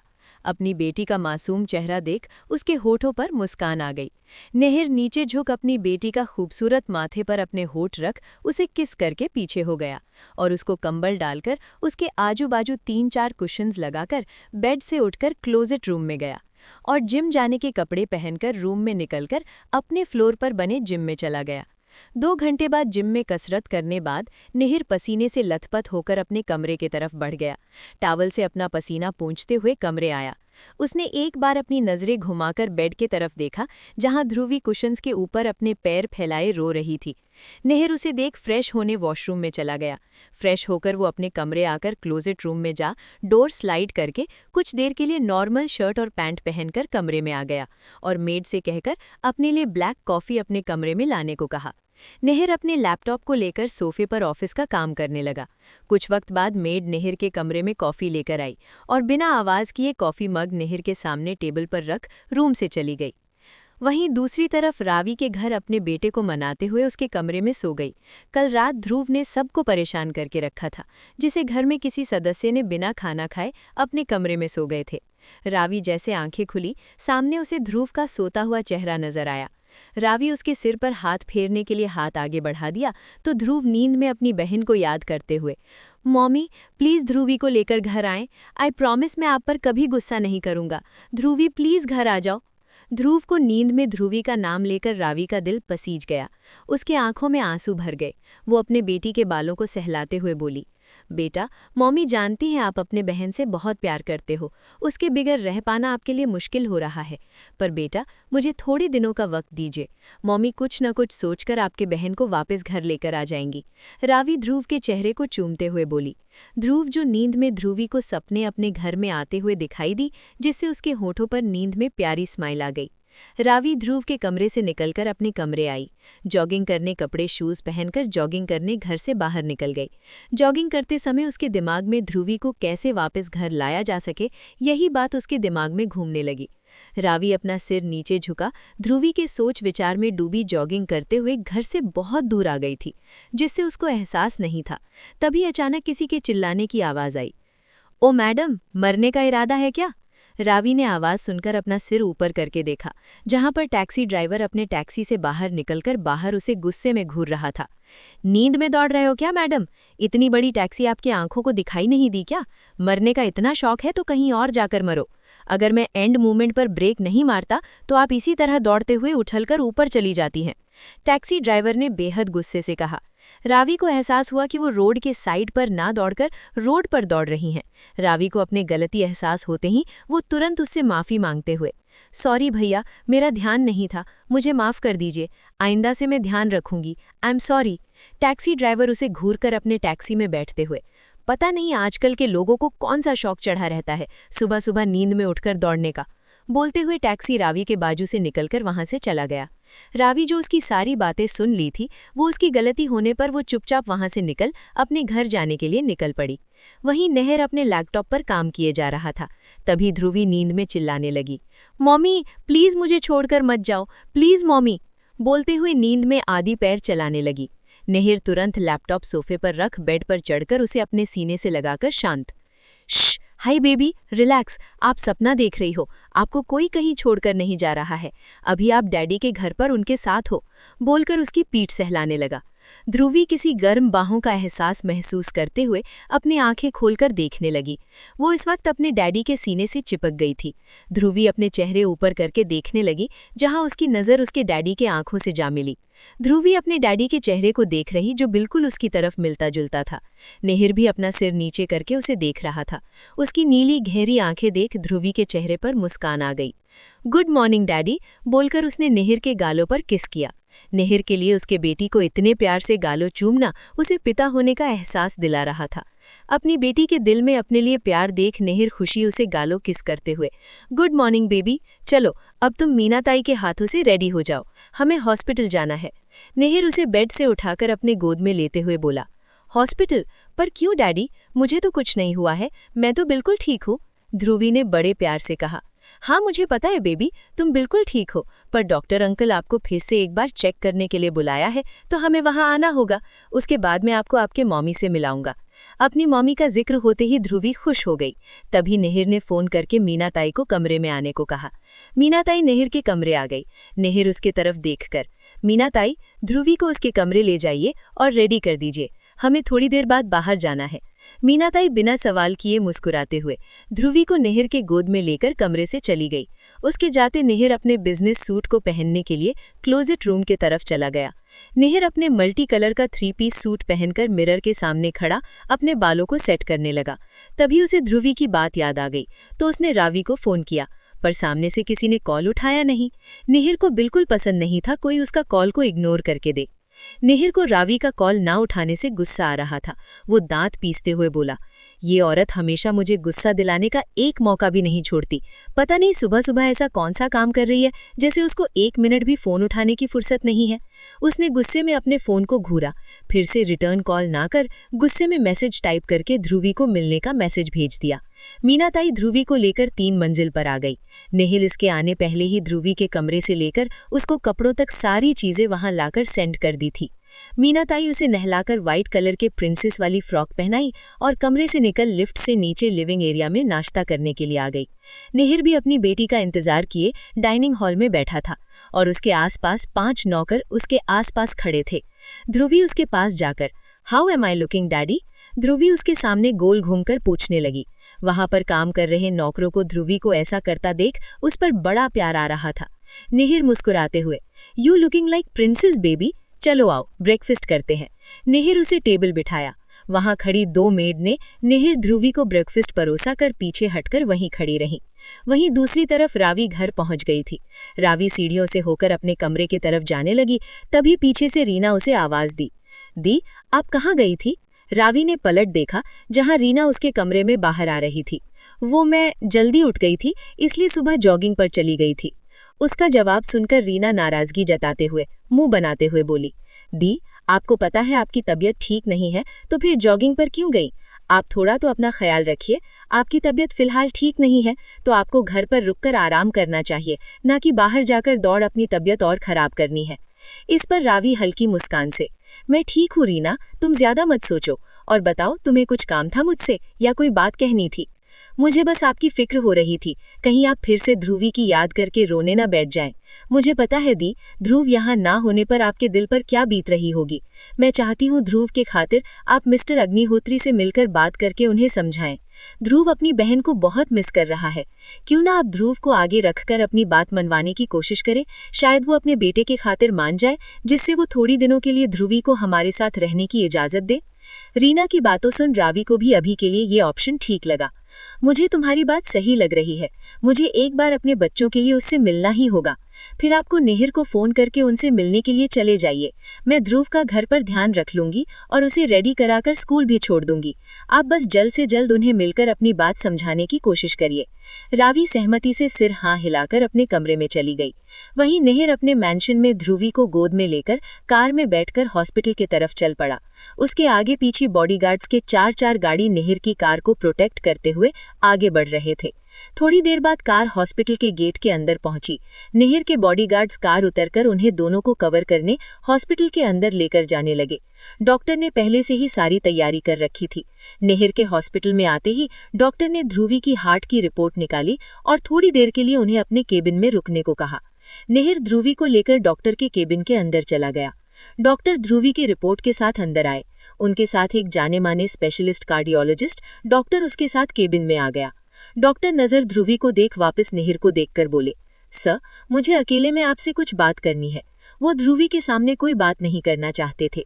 निहिर ने अपने बॉडीगार्ड से कहकर ध्रुवी को कार में बिठाने को कहा। ध्रुवी जो निहिर को छोड़ अकेले जाना नहीं चाहती थी, वहीं निहिर उसे रावी का लालच दिखाकर कार में बैठकर उसका इंतजार करने को कहा। ध्रुवी भी कुछ न बोलकर बॉडीगार्ड्स के साथ चली गई। उसके जाते दोनों डॉक्टर अपने चेयर पर बैठ गए।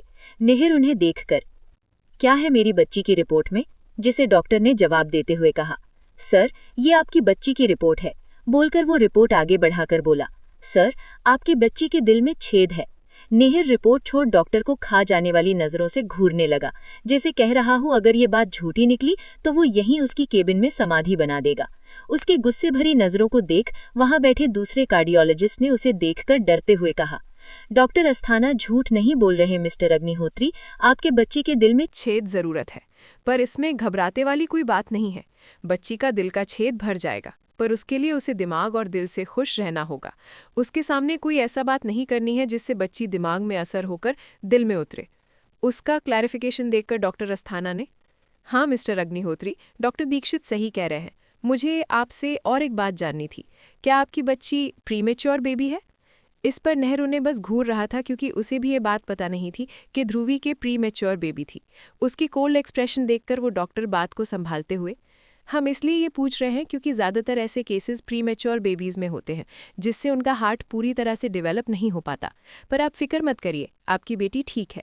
उसके दिल का छेद भरने में वक्त लगेगा, तब तक के लिए उसे भागने कूदने मत दीजिए जिससे उसके हार्ट पर असर हो सकता है और बच्ची की जान। कहते हुए चुप हो गया। उसकी आखिरी लाइन सुन निहिर उसे गुस्से में ऐसा देख रहा था मानो उसके मुंह से ये शब्द गलती से पूरा हो जाता तो वो उसे बिना वार्निंग के स्वर्ग में भेज देता।